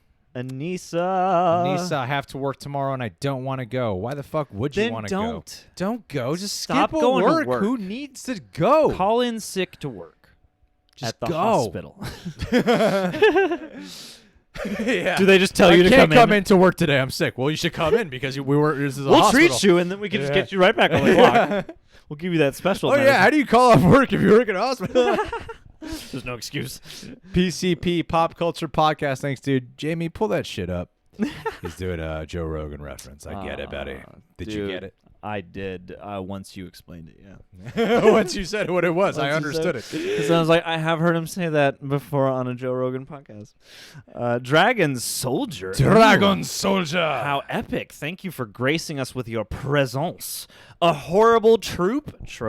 How about Super Mario 2 syndrome, where everything turns out to be a dream in the end? It's a pretty letdown of a trope. I feel like it's been boiled down to the particularly shocking sequence that will then be completely meaningless because it was a dream. Yes, Yeah, yes. it gets boiled down. It's been a while since I've seen a movie end that way, where it's like, oh damn. There's ways you can do it. Again, this is one of those tropes that I feel like can be a cop out, or when the movie seems like the main thing going for it is that by the time you get to that reveal, that's all you'll really give a shit about is like, oh my God, look at this twist. Look at the facts. But when you handle it like Jacob's Ladder, I think does it very well, where like, oh wow, that's what it was. But it's done in a way where the whole thing is just a strong character exploration to the point where the whole thing kind of feels ethereal to begin with. So it can be handled in a way where I think it can work. What I don't like is when the whole movie relies on you being fucking mind blown over this twist. And it hinges everything on it, and exactly. It thinks it's like so clever for doing it. It's not like the dream trope is not done as much as the split personality trope, like Secret Window or Fight Club, or other films. Yeah. There's a lot more other movies that do it, but that I think split personality trope is done way more than dream trope. But dream trope definitely can be pretty bad. Boogie. Anissa, I just wanted to let y'all know. Oh no, I read the last one, dude. But I read the last one of Anissa. So boom. I just wanted to let y'all know how much I appreciate y'all and everything you do for us, which you should. So it's good that you're saying this now. I know y'all are super busy and you still take time out of your day to respond. So thank you. We love you. We love you too. We love you too, Anissa. Without thank you guys so much. We wouldn't have anyone to be here for. Yeah. We wouldn't have anyone to entertain. But seriously, like thank you for all the love that you guys show us and all the energy that you bring. Especially you, Anissa. You've been a big part. Like, I know that Rosie especially, and I think you guys have been nominating Bradley to be manager at the Discord. Like with all, I know that you've been probably like the way how like Captain America is the leader of the Avengers, but really Iron Man's the star. It's kind of like what I view you as in some way. Of like you were the big part of creating the person. You and Eric Horseman, big part of creating that real personal interaction and camaraderie amongst everyone. Too. If the world gets snapped away, you'll be one of the original Avengers who has to solve the problem. You'll get to stay. PCP Pop Culture Podcast. What she said. Nice. Thanks, buddy. Oh, thanks, PCP. Thanks, master. buddy. You're sweet, dude. XX Master Thief XX, who I see in the chat right now, has just asked a question. I really want to make sure I don't miss this. Whatever happened to Greg Alba? Always wondered. It's not showing up here. I am Greg Alba. What? I don't know what you're asking exactly. I'm Greg Alba. I thought you were Ryan Wright. Well, I thought you were Jerry, which was a very different personality. Jerry was way different from me, let me tell you. Jerry's been canceled. Greg Alba can be a little bit more sincere when the moment calls for it and doesn't need to make a dick joke all the time. Speaking of dick joke, click the dick to subscribe. Who was here for that? Yeah, I don't know who was there for straight to the point days. Stan McCaffrey sending a super chat, and yet there's nothing here. What the hell, Stan? But appreciate it, dude. Stan. Appreciate it. But it's okay because Chase's favorite trope is our reactions.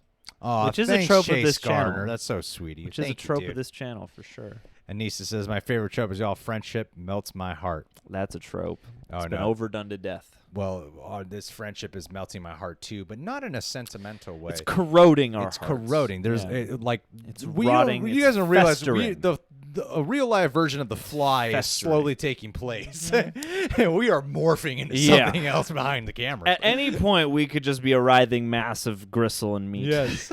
And bones. I want to make sure this is the last of them. We'll do a speed round of some actual questions. Thank you to everyone who's contributed. Seriously, means a hell of a lot. We got a couple. We got a couple. A couple more to read off. We got to honor them. You got to honor the people. Robbie Brown, thank you. Great stream. Good night, guys. Thank you, buddy. Good night. Robbie B, good night. Sleep tight. Oh, I'm glad you asked this because I would like to answer this in a very sincere way. Hell yeah. I box at night 23. Thanks for being back here in the stream. He's asking how you enjoy Naruto, bro. Maybe you can react to it on Patreon once you get to ship it in if you want. I appreciate you having that caveat of if you want. Honestly, I have really been enjoying, like, to give you an idea, I'm on like episode 73 right now. If I did that with Patreon, I'd be on episode 5 right now. Yeah, that's true. And I've really been, and more importantly, I've been really reasons to see Sojin Joy got it. Yes. And one of the things that I've been really enjoying about my experience with Naruto is honestly the the private experience of watching this with my girlfriend and relishing in that and having just this one-on-one with her while watching the show, because she's seen the series before, but it's something that's so near and dear to her heart that she's always wanted to show it to me, and I've always been kind of reluctant or hesitant, but then watching that show with her has been like just a joy, and being able to like talk forever with her about it afterwards. I just love the binge experience with her on that. So that one is going to be personal, but every once in a while I'll give updates on what I'm thinking about the show, because it is undoubtedly one of the best animes I've ever seen. Boom. It's fucking great. It is seriously fucking amazing. It's one of the most hyped animes ever. And pretty quickly you started like, okay, that's cool. I'm feeling it. But because you hear that the show has like a gazillion episodes, that you kind of wait to like, okay, maybe by like episode 200 is when it reaches greatness, right? It would seem like it might be one of those shows that like it takes a long time before you finally reach the great thing. You got to dedicate your life to this. But it wasn't that long into it. Around the first main arc, when they started up the exams, when I really started to go like, when I started to tear up on the first exam, which all involved was Naruto trying to take a test, like a paper exam test, I was like, I'm in love with this show. So yeah, it is an incredible series. It's absolutely worth watching. It's on Hulu. Watch it, guys. Hey. And that's tonight. We answered that question. We answered it, and I think we just got one more in here. I want to make sure we're honoring it. We gotta refresh this page. I watching Sub. Sub. You can do as much digging on the internet as you want, but Jerry had no known last name. I don't know how many episodes are there. Jerry Wrong. That's what it was. TM knows. Ryan Wright and Jerry Wrong. Thermonuclear. Thank you, dude. SIE Ben Studios, a gaming studios, planning on making a movie from the game Days Gone with Matt Damon and Will Smith. No director or screenwriter yet. That's not going to pan out. It's not going to pan out. You know why? This is how it always fucking goes, right? Please don't get your hopes too high, Thermonuclear. This is how it always goes. There's always some early development where they got like some giant-ass director or some giant-ass cast members, and then it never goes out. It goes like that. Almost every time it goes that way. And then it becomes notable because you just keep hearing who leaves and who gets attached now. You know, it's so sometimes it pans out. Like Tom Holland and Mark Wahlberg for Uncharted, cool, glad that happened. But most of the time, like that just sounds way too good to be true. But if I'm wrong, hell yeah, that sounds great. Yeah, man. That sounds great. Thanks for pointing that out to us, bud. Hey, man, Matt. Do one last personal check here. Matt Damon. It was weird. I don't trust Will Smith's judgment as well as I did, but Matt Damon, I do. I like that Asian movie he was in. And then Nick Doug. Okay, well, check, buddy. Thank you, dude. Appreciate that, man. I'll check my messages. Thank you, dude. All right, guys. Thank you so much for being here. Yeah, seriously. Thanks for Want to get sharing some last your tropes. quick questions in here? We're done with the super chats. All that. Thank you to everyone who contributed. Really, thank you. This was a really fun. I really enjoyed this stream. Yeah, man, this was a blasty blast. It's funny, because we were talking about being low energy today, and it turned into such a fun time. So thank you guys as well. It's one of those things when you're feeling low energy and out of it that I feel like when you just explain it up front, it starts to relieve some of that fatigue. And it's like, okay, it's okay. Because you're like, all right, I don't need to force anything because I'm letting people know. And then the natural part of you starts coming out. Especially, performing too. I think there's a natural like, oh, I don't feel like in the exact like mood at the moment.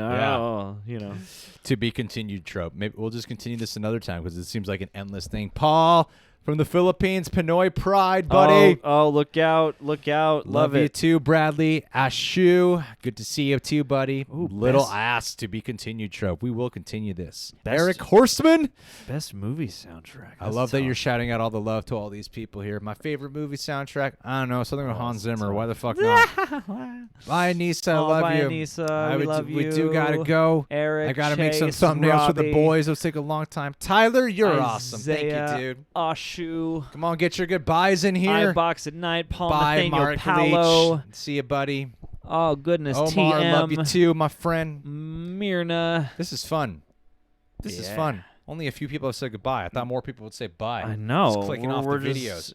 Bye, Erica. Oh, bye, Erica. Matthew If Bird. Yoav's still here, by Yoav as well. We have locked him in one of our most Thank the secure both of cells. you. He wanted to get caught. That's what it is, Matthew. Oh, that's a Missed it. trope. That That's is- a he trope. wanted Was to getting get caught caught. Yeah. part of your plan. Bye, Flev Doran. Okay, now that I know your Flev, name. John Deontay, see you Witwicky. guys. Kubo. Rizzo Gaming, of course. Rizzo, McLovin. Rosie. Judas. Oh, All right, guys. Thundersteel. And then Michael Hagan, thanks for your super chat, bud. Michael O'Hagan. Appreciate Hello that. to the UK, Hi to Michael UK. O'Hagan.